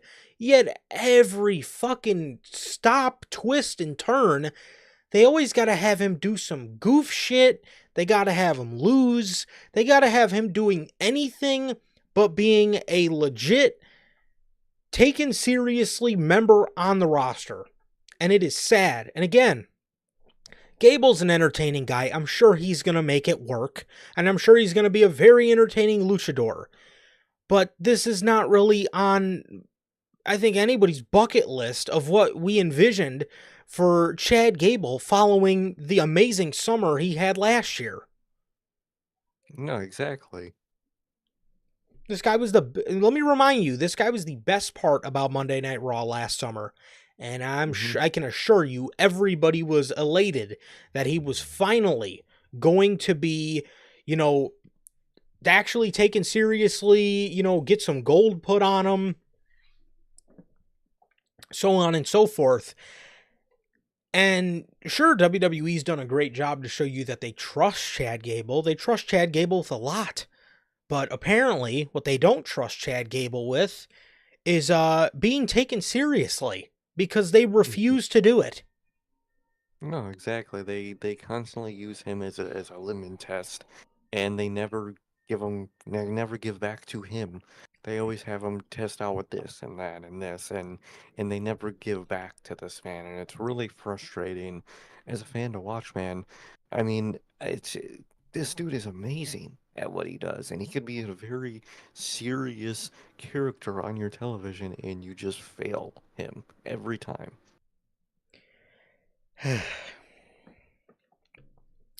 I don't understand. There was obviously a little bit more. There was another layer added on top of this tonight. That could be something interesting. Maybe I don't know, maybe they add another person to the Alpha Academy, and this luchador is not Chad Gable. My guess is that Chad Gable just ran past Threw that somebody, on. probably threw the mask on him, and security got him. So that's, you Oh, know, 1000%. yeah, that's my guess where all that ends up going. But man, I mean, again, it's Chad Gable. He's phenomenal. He's one of the best guys they have, and it is, again, I'm sure Chad Gable makes everything he does work. He does. Mhm. He makes everything work. I just wish they would throw him a bone, because for as much as he does make really weird things work, you think they would throw him a bone. And I'm sure he's going to make this work. It's just something that, it's just, man, I just really wish this guy would be I genuinely believe Chad Gable has, you know, if given the right opportunity, he could be a sustainable, reliable, and actually really fucking good world champion. You He know, could, and this might be controversial, but you could easily slot him, a serious Chad Gable, in the Jey Uso role right now. It'd probably be a little more interesting, man, if I do say so myself. you could have absolutely slotted a babyface Chad Gable against Gunther going into WrestleMania and make that believable. Chad Gable Mm-hmm. would have been a better heel world champion than the actual heel world champion we had last summer. Yeah, 1000%. Well, I'll say that to anybody against that man if I'm being honest, but especially Yeah. with Chad Gable. So I don't know, man. It sucks. And again, of course he's gonna make it work, but who Yeah, who asked for just this? frustrating. Literally. Finn Balor is in the back, and he is talking to Carlito, who Carlito is apparently mic'd up with an AEW microphone, because you couldn't hear a Nope. fucking word he was saying. Nope. And he's Finn is just talking to Carlito, and again, I couldn't hear what the hell Carlito was saying back to him, to save my life. But he then talked. Dominic then walks in, and he tells he tells Finn Balor, "Hey, I talked to Adam Pearce about Braun Breaker." Finn says, "Let me guess, you got yourself an IC title match." Dominic says, "No, that's not what I want to talk to him about." He then reveals he got Finn an IC title match next week on Monday Night Raw. And in a moment where we don't see this a lot from Finn Balor anymore, he hugged Dominic Mysterio. He hugged him, he thanked him, he called him his brother, and he walked away. He said, "Thank you, man. I really, really appreciate that. Please, let's start this Please keep going. babyface Finn Balor arc. Let's kick this motherfucker out of the Judgment Day. And please, for the love of God, give me Finn, or I don't even care. You could give me OG NXT Finn Balor, the Prince. I don't, just give me babyface Finn Balor. I, Mhm. I, Any version. Any literally. babyface solo, non-Judgment Day related Finn Balor, please. Fucking kick him out next week, and he misses Mania, and he reinvents himself as, some babyface character again, man, because holy shit, this has to end, man. Please end it as soon as possible, man. Please. Yes, and I actually really liked, Finn Balor showing a little appreciation for Dominic Mysterio, because Hmm. after he walked away, Dominic kind of had this straight look on his face, like, Yeah. he didn't really care too much about Balor's kind words after No. realizing that he got him the match. But yeah, so they're then doing crowd shots, and yet again Macaulay Culkin gets another generational pop on Monday Night Raw. So good. Hilarious. Love that, man. This man was hiding behind the WWE Championship. He dropped it to reveal his face, and the fucking crowd went ballistic. Fuck it, eh? Yeah, Got, goat. gotta love Macaulay Culkin. You really do. He is the greatest celebrity wrestling fan of all time. He really is. No questions. No doubt. Other than the Rizzler, of course. Well, He's he's a yeah, talent. He is he's the a talent talent. at this point. Apparently, you know what? I did actually see something from that media scrum. Apparently, the Costco guys and everyone are signed.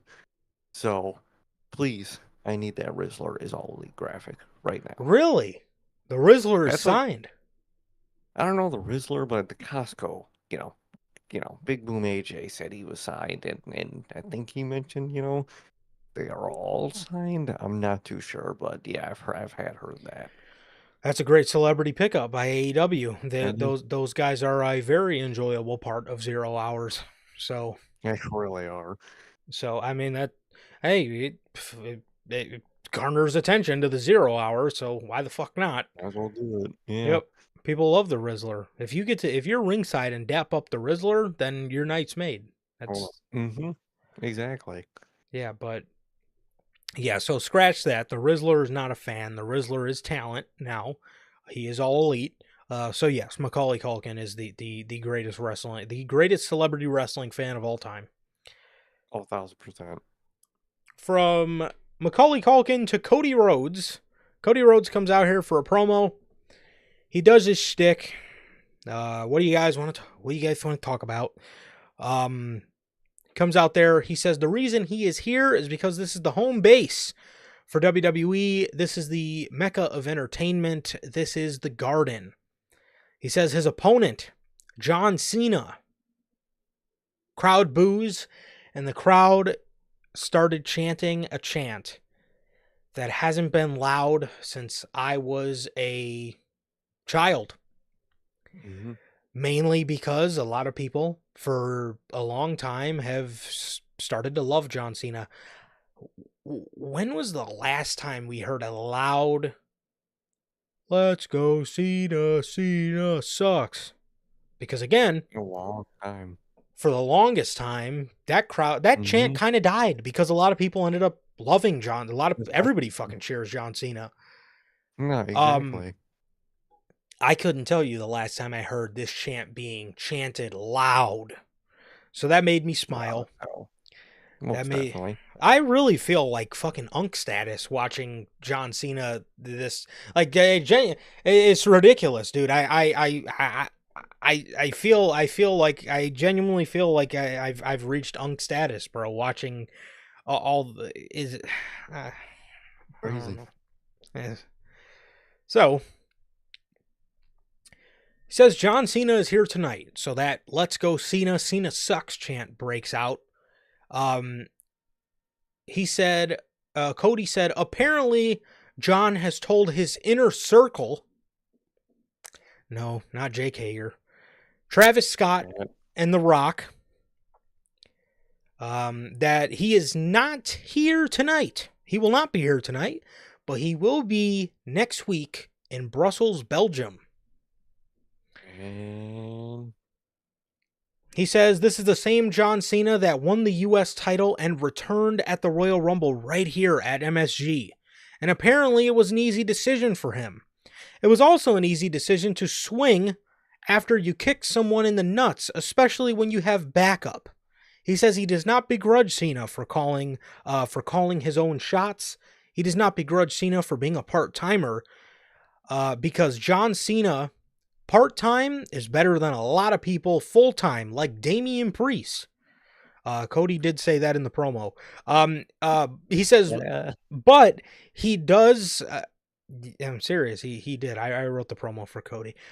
He says, but he does begrudge, or he says what he does begrudge is John Cena going on to social media and saying, and I quote, "Have the discipline to do what needs to be done, even if you don't feel like it." First of all, it's a great fucking quote. Second of all, Cody continues on and says, he asks the crowd, have you guys ever had that mentor that is spiteful, or that coach that is calling plays in the middle of battle, and sometimes you just have to look over and say, John, sit down, you goddamn moron. I mean, hey, Cody, I thought I thought it was a good quote, but I thought Cody's quote about John Cena being better part-time than a full-time Damian Priest. I thought that he had great. I thought that was a great quote as well. A lot of great quotes here in this promo.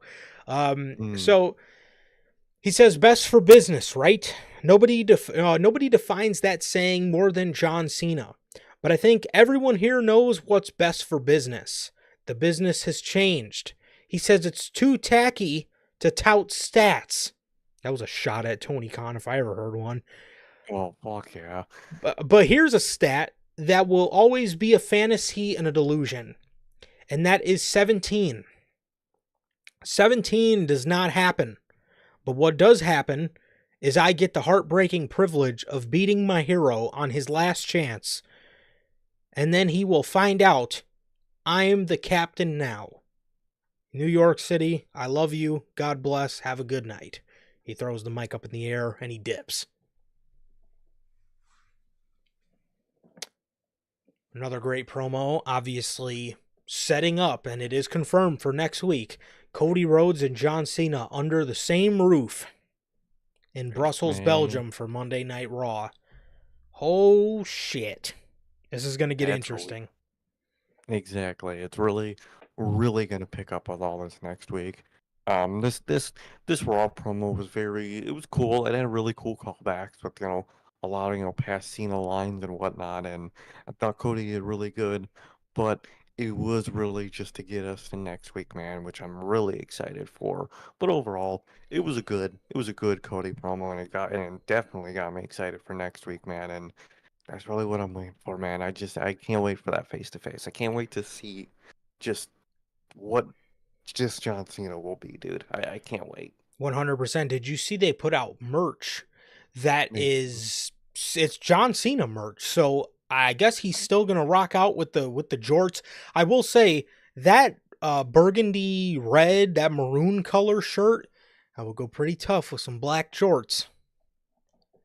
And now that you mentioned it was a burgundy shirt, who else has a burgundy attire tonight? It's a burgundy. Who else has a burgundy what shirt? No, who had a burgundy attire tonight? Punk. It's future teasing. I like that.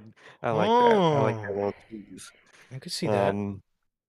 Definitely, but they're very interesting. I just can't wait to see what Cena is the next vibe. week. You know what I mean? Yeah, I can't wait, bro. Oh my dude, I am pumped, bro.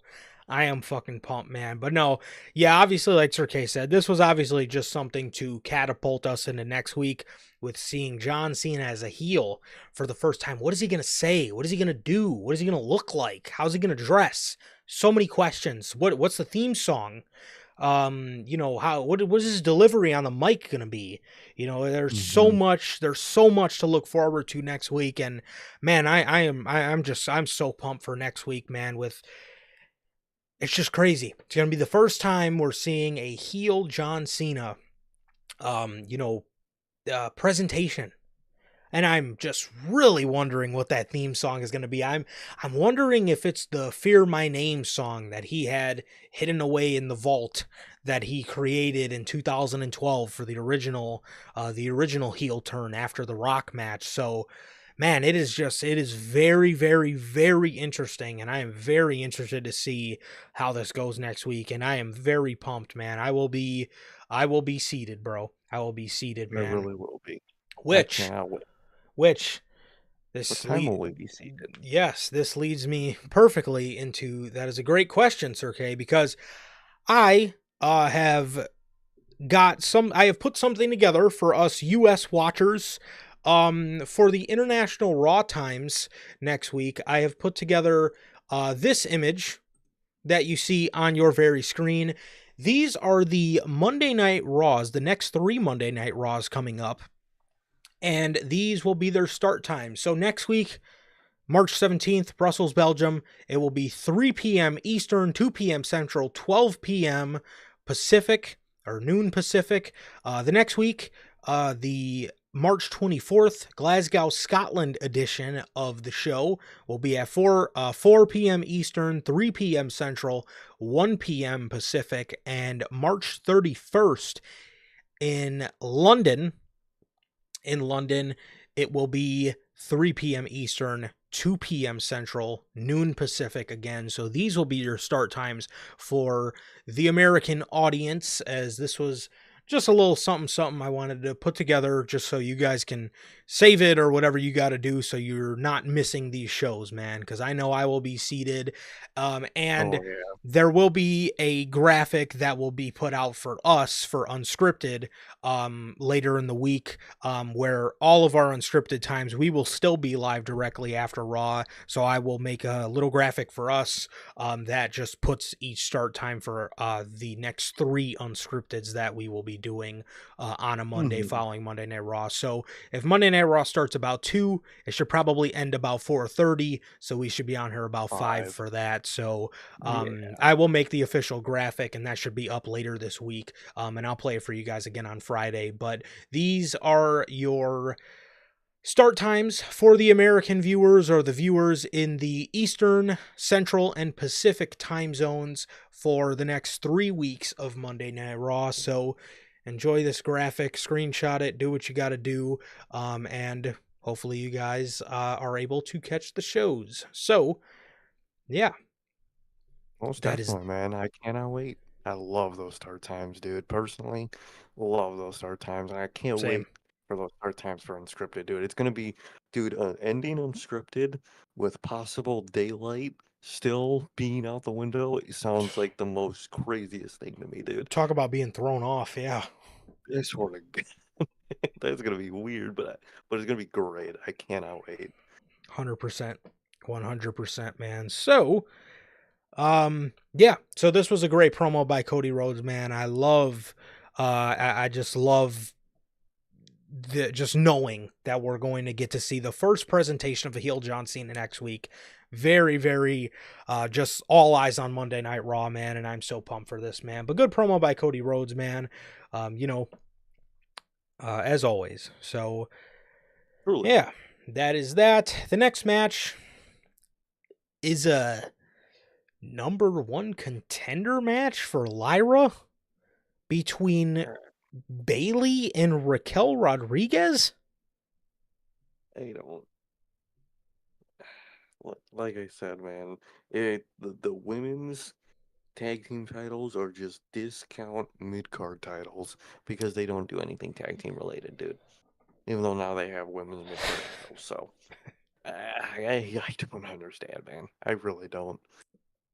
That makes 2 of us. Um, uh, uh, okay, so, you know, they just did this with Dakota Kai and Ivy Nile, where Ivy says, I want a shot. She eliminated Lyra from the Rumble, and she's gunning, right? She's next up to get the shot. She has a number one contender match. She loses. Here we are with Bayley, who got a clean pin over Lyra to get in the Elimination Chamber. So wouldn't you think, well, maybe Bayley should be considered as a next serious contender for Lyra and the IC championship? And they give the number one contendership to Raquel Rodriguez.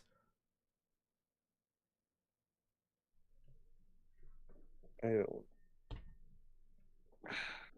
Dude, why do they keep trying to make her like a thing, like a part of the show, dude? At the end of the day, dude, she's not. She is just not good in her role. She's not good on this show, and yeah, it's just the most unbelievable thing you could have tried to put on.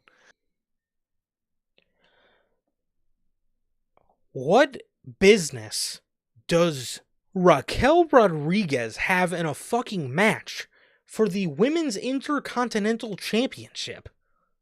Please. And who thought that was a match that anybody wanted to see? I'll tell you what I do want to see. Becky Lynch and Lyra Valkyria. We've seen nothing of that. I want to see Lyra Valkyria featured more because she's a fucking IC champion. She's literally a mid-card champion, and you don't feature her in at all, dude. Raquel Rodriguez wins off of Liv and Dominic's distraction with a Tejana bomb. Who gives a shit? Who gives a fuck to see Lyra and Raquel? What is that?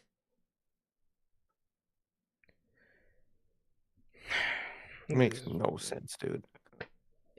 I mean, if you were going to go any route, why didn't you at least go Bayley and Lyra? Yeah, just do that again. At this point, it's more sensible than fucking Raquel. She literally pinned her to get in she pinned her clean to get in the Elimination Chamber, which is crazy in its own right, but maybe you would think to a man with logic, that would maybe garner Bayley a title shot. Well, it's not the men's, main event scene, so Triple H really doesn't care about it, dude. If it's men's tag teams, men's mid card, women's tag teams, women's mid card, a lot of times the company really don't care. Crazy work, dude. Chad Gable is in the back. Kathy Kelly tells him, you made your triumphant return to Monday Night Raw after attacking Rey Mysterio in a luchador mask. Chad Gable says, what are you talking about? I've been back here the whole time. That wasn't me. Kathy tells him, you're wearing the same thing that the guy that attacked Rey was wearing. It was obviously you. Chad Gable swears it's not. He says, Chad, this just sounds to me like you're just lying. As we see the New York security taking away a man dressed in all black wearing an American-made luchador hoodie. Chad Gable looks at him. He says, see, I told you it wasn't me. Like I said about New York security, pathetic. And he walks away. I obviously didn't think too much of this. They're obviously running the story of I didn't do it. I mean, unless they're going to add somebody new to the Alpha or the American made, but I really don't see that. I honestly think, like I said earlier, I think Chad Gable was running around backstage, found somebody to put the mask on somebody and ran away, and then security just found him and was like, oh, it was you. And that's what I see happening. Exactly. It was obviously Chad Gable in the moment in the ring earlier, and now it's just some random other dude wearing the mask. Like you said, that's very obvious what happened. Was running, found some schmuck, threw all the stuff on him, and got him caught, and walked in the arena like he was just walking in, man. So trying to pull the heist of the century, see right through it, and I don't see what the point of this really is, dude. I really don't. Absolutely. Absolutely, bro. So, EO Sky is out there for an interview with Michael Cole. EO says, it's a dream to be here at MSG as a champion. And she is over the moon to be walking into WrestleMania as the champion. Bianca Belair then comes out. Bianca says, I am excited. I'm so excited for me and for you. I'm so excited that we get to go on to WrestleMania and compete against each other. She said she didn't mean to disrespect Rhea, but if she thought she was going to put her hands on me and I wasn't going to do anything, then she must not know me at all. Rhea then comes out there. She storms out there. She yells for production to cut her music. She says, what was the reason you came out here if you weren't going to intervene? What was the reason you needed to be out here, Bianca? She says, I don't need excuses. Were you out here because you are scared of me and you know you can't beat me? She says there was no reason for you to be out here. She said she should you should have let me handle my business with EO, and you should have handled your own business with Naomi and Jade. Bianca says, really, Rhea? I have all this going on and you want to bring that up? She says, let's be real. You're mad because I clapped for EO and not for you. The whole thing is a defense mechanism because you can't beat EO and you're trying to blame me. These two then start bickering and bantering back and forth. They're yelling in each other's face. EO goes to walk in between both of them. Rhea muffs her right in her face, drops her down to the ground. EO falls. EO's like, all right, she's getting a little upset. She walks back in again while Bianca's talking, and Bianca muffs EO in the face again. So EO runs up in between both of them. She pushes both of them away from each other. She smacks the shit out of Rhea Ripley. Rhea Ripley goes stumbling back into the ropes. And Bianca's looking there. She's kind of got a smile on her face because she just smacked the shit out of Rhea. And then she smacks the holy fuck out of Bianca as EO starts yelling in Japanese. She points at Bianca. She points at Rhea. She looks up at the WrestleMania sign and she runs off, gets out of the ring, and she storms back into gorilla position. I'm assuming she was going to talk to Adam Pearce to get a match with both of them. This segment was awesome, and I love this being the story of the match. Here's your big stars with Rhea and Bianca, and they are undermining the shit out of EO because they have their own problem, and they just think, get the fuck out of here. Let us talk. EO's not. EO said, "Wait, bitch, I'm the fucking champion," and smacked the shit out of both of them. I thought that was fucking phenomenal, and I love that being the story going into this match. Like I said, of these two trying to little sister EO, and EO having to remind them, listen, I'm the fucking champ. You guys, if anything, should be most scared of me instead of worrying about your own problems between the both of you. Good stuff. Exactly, definitely. I really like what they did here, and I like how they're setting up this triple threat, man. Like you said, they're like, they're trying to little bro, little sis, EO, and not really like focus on each other and their beef, with this whole situation. And they fail to realize EO's a demon. They got a demon that they're trying to muff away from them as they're trying to deal with their problems. I think he was a grand slam at this point with all the titles she could have won in WWE. Man, she's a dog, and they're not focusing on her, and he was not a fan of that, obviously, and slapped sense into both of them. And I really like the segment. I like the way they did this. I like the vibe they had with everybody. I like the focus that everybody has on certain people that isn't EO. EO's not a fan of that, and she's going to show them, you really should focus on me because I'm a threat, and I really like how they're setting up this triple threat. I loved this segment, and I really like how they're building this triple threat, man. Definitely. So, it is time now for the main event. I also forgot to mention there was a promo video where Penta challenged Ludwig Kaiser to a no-holds-barred match next week. So that should be fun. Very exciting. So, we are here in the main event of Monday Night Raw, the Steel Cage match, CM Punk and Seth Rollins. CM Punk and Seth Rollins are slugging it off in this match. Punk hits a series of elbow drops. He gets buckle bombed into the cage. And I sent a text in our group chat, man, they are putting this man through every fucking cage possible before they put a world championship on him. They are putting him through the ringer, if I've ever seen it. They said, "Oh, you want to be world champ, bro? Okay, we gonna test you with Here, everything." we got you, bro. Strap match, Hell in a Cell, War Games, Steel Cage, Elimination Chamber. They Fuck. ain't letting up. Strap match, dude. They ain't letting up. They said you're gonna take a beating, and if your body survives, we'll give you the world title, bro. It'll be in another year with John Cena, but we're gonna beat your ass beforehand. This man's work rate is off the charts in the past 6 months, bro. Oh, this gotta be one of the most like insane 6 months runs of anybody, of an old man CM Punk. Did fucking strap match, Hell in a Cell, War Games, Rumble, Chamber, Steel Cage match. You gotta give that man his props.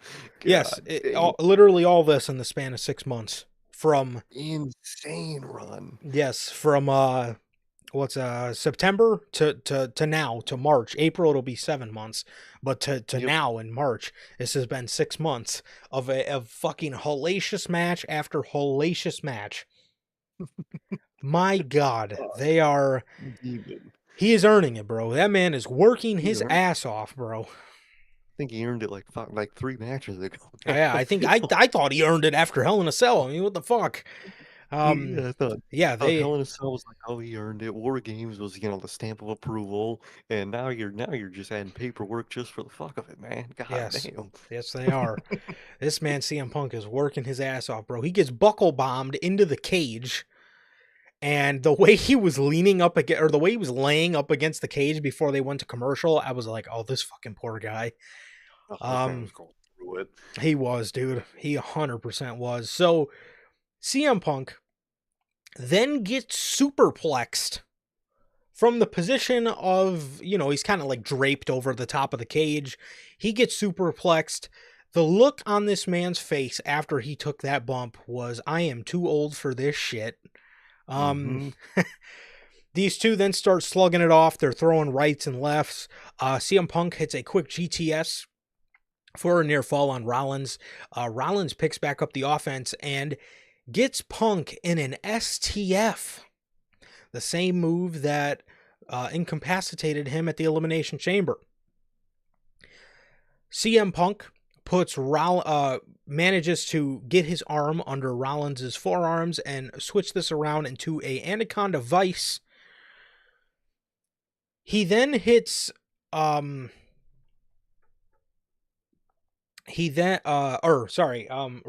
then gets back to his feet, hits Punk with a stomp of his own for a near fall. He then goes for a super stomp off the second rope. Punk grabs his feet, sweeps him off the rope. Rollins hits his head on the buckle, and he immediately gets hit with a GTS for a near fall, as Punk hits a stomp of his own to Seth Rollins for a near fall. These two are both kind of laying here recovering for a little bit. As they get up, Rollins takes back control of the offense. Rollins then hits CM Punk with a GTS of his own and a stomp for a kick out. These two are absolutely tweaking in the main event of Monday Night Raw. And they were, man. This was kick out. This was a kick out machine match, man. I loved it. This was a fucking great steel cage. Yeah.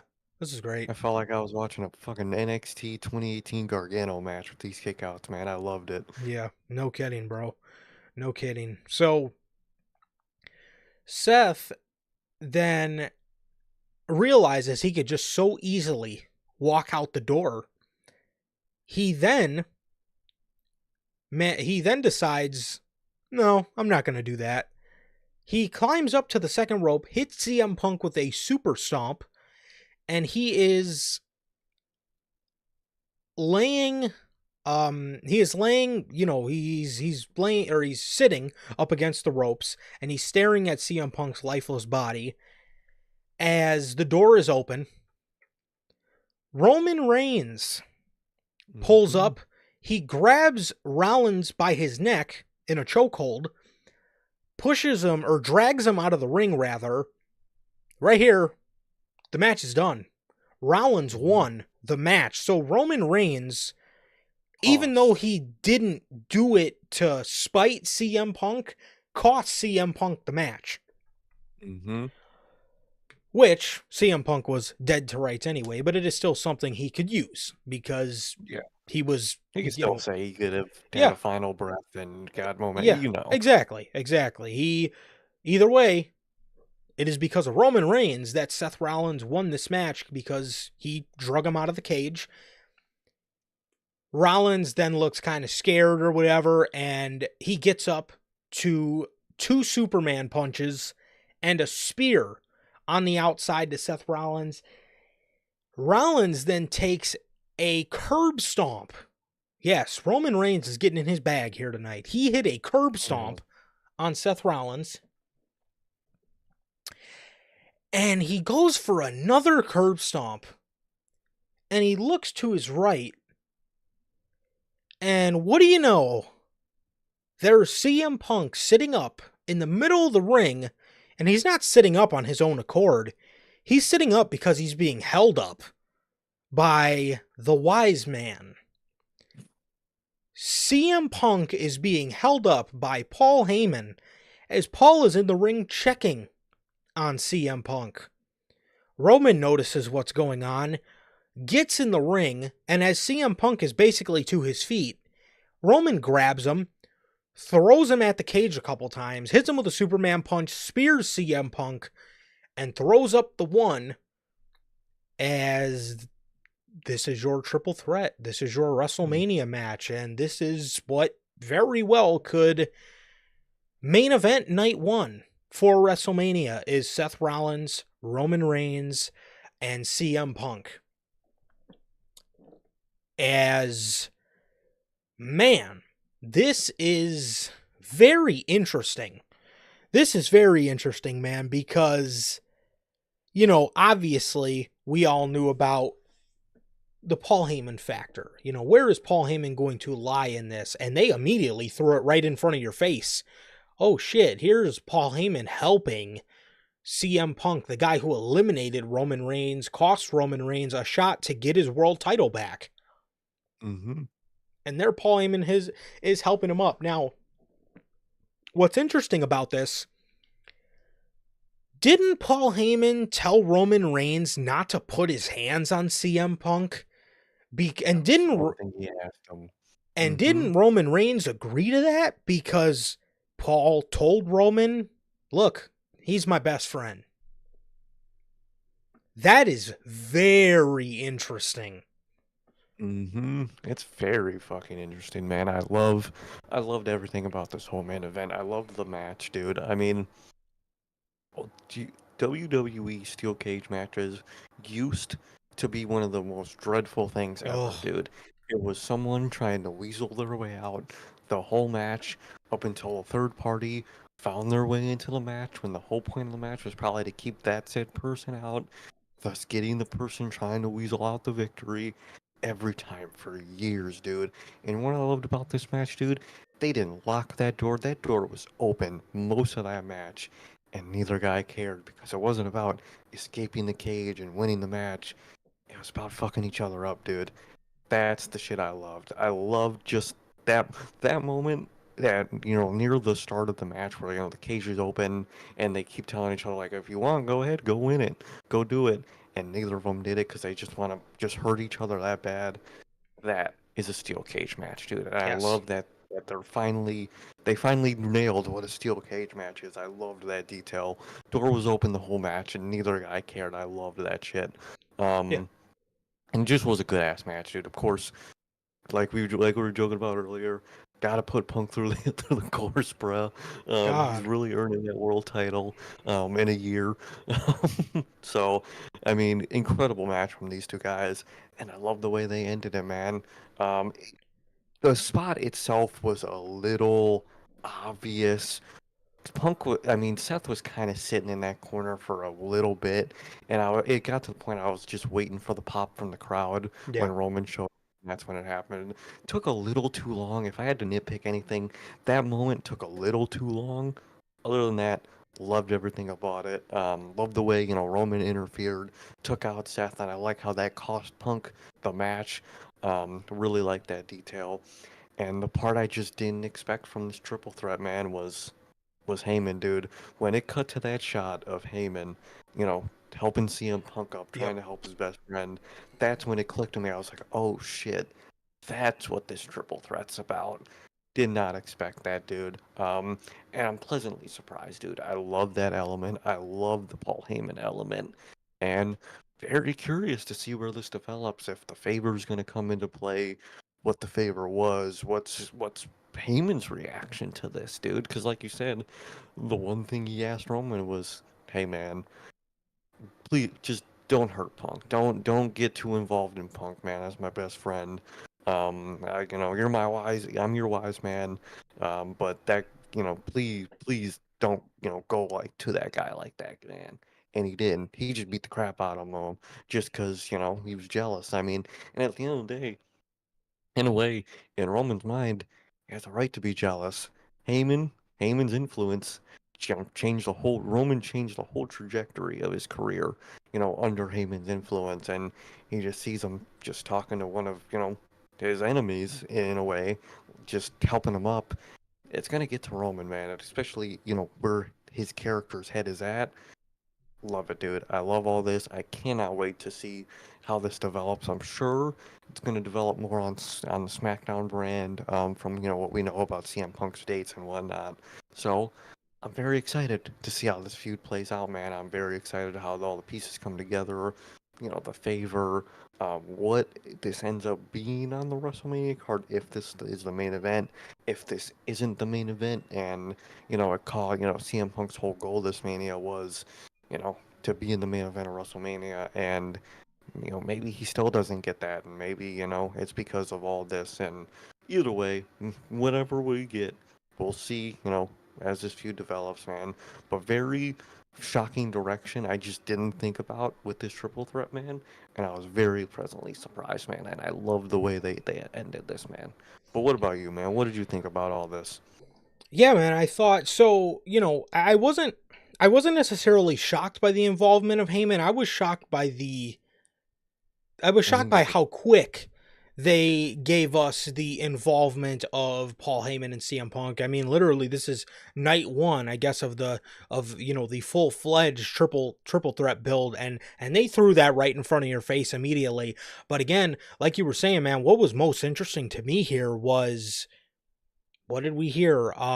What did we hear? A year or so ago, when it was when regarding Paul Heyman and CM Punk and Roman Reigns, it was, you know, Paul asked Roman Reigns, "Do not get involved with CM Punk. Leave him alone. He's my best friend."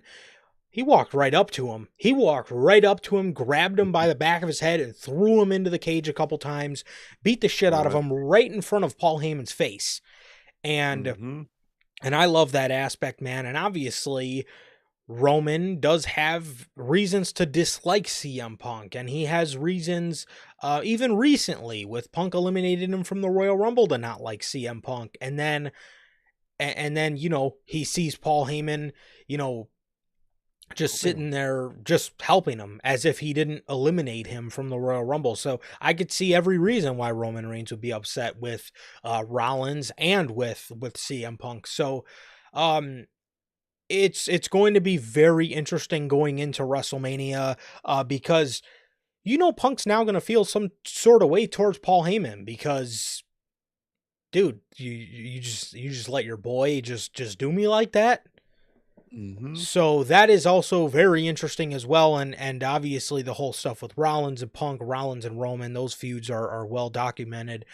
So those are going to tie in nicely. But no, I thought what they did tonight was fantastic. I thought what they did tonight was really good, man, and I enjoyed it a lot. I enjoyed it a lot, and I'm glad because I wasn't too hot on the idea of this triple threat, but at least from what we got tonight, man, it definitely makes me a little more excited than I originally was.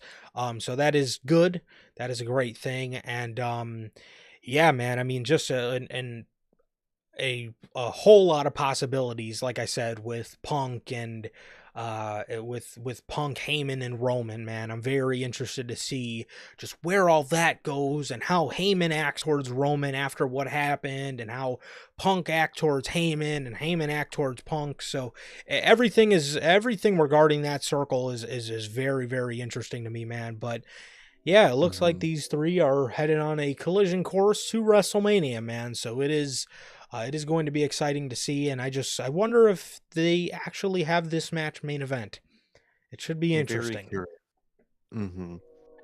But yeah, that was what happened in the main event. That was what happened in the main event as we, like I said, got the official first build or first, I guess, building blocks officially towards, if you don't count the Royal Rumble, towards this Mania build and the return of Roman Reigns. So, good stuff, man. It was good stuff. And I'm excited to see, just where, like I said, where each of these characters, goes, building up to this match. So it's gonna be good, man. It's gonna be good. But, yeah, that was Monday Night Raw. That was Monday Night Raw, man. Yeah, man. So, that is everything we got here today for NHP Unscripted, man. Also, like I said, if you guys, so for us, Monday Night Raw should be coming on at about 2 Central. So we should be on here at about 5 Central with Unscripted next week. And yeah, so that's that. And yeah, it's gonna be weird. But I am excited nonetheless. Most definitely. I'm very excited. Yeah, so yeah, man, that is going to do it for this edition of NHP Unscripted. This has been your week of wrestling, man. So, with all that, thank you guys so much, everybody who came out to hang out with us, man. Logan, Lonnie, Gotti, thank you guys so very much for joining us here today for Unscripted 238, rather. And that is going to do it for this edition of the Notorious Heels podcast. Thank you guys so very much. It has been always a pleasure for my Johnny. Nice. Okay. And that is going to do it for this edition of NHP Unscripted. Thank you guys so very much. Please like, comment, and subscribe. And we'll see you guys on Friday with the news. Peace.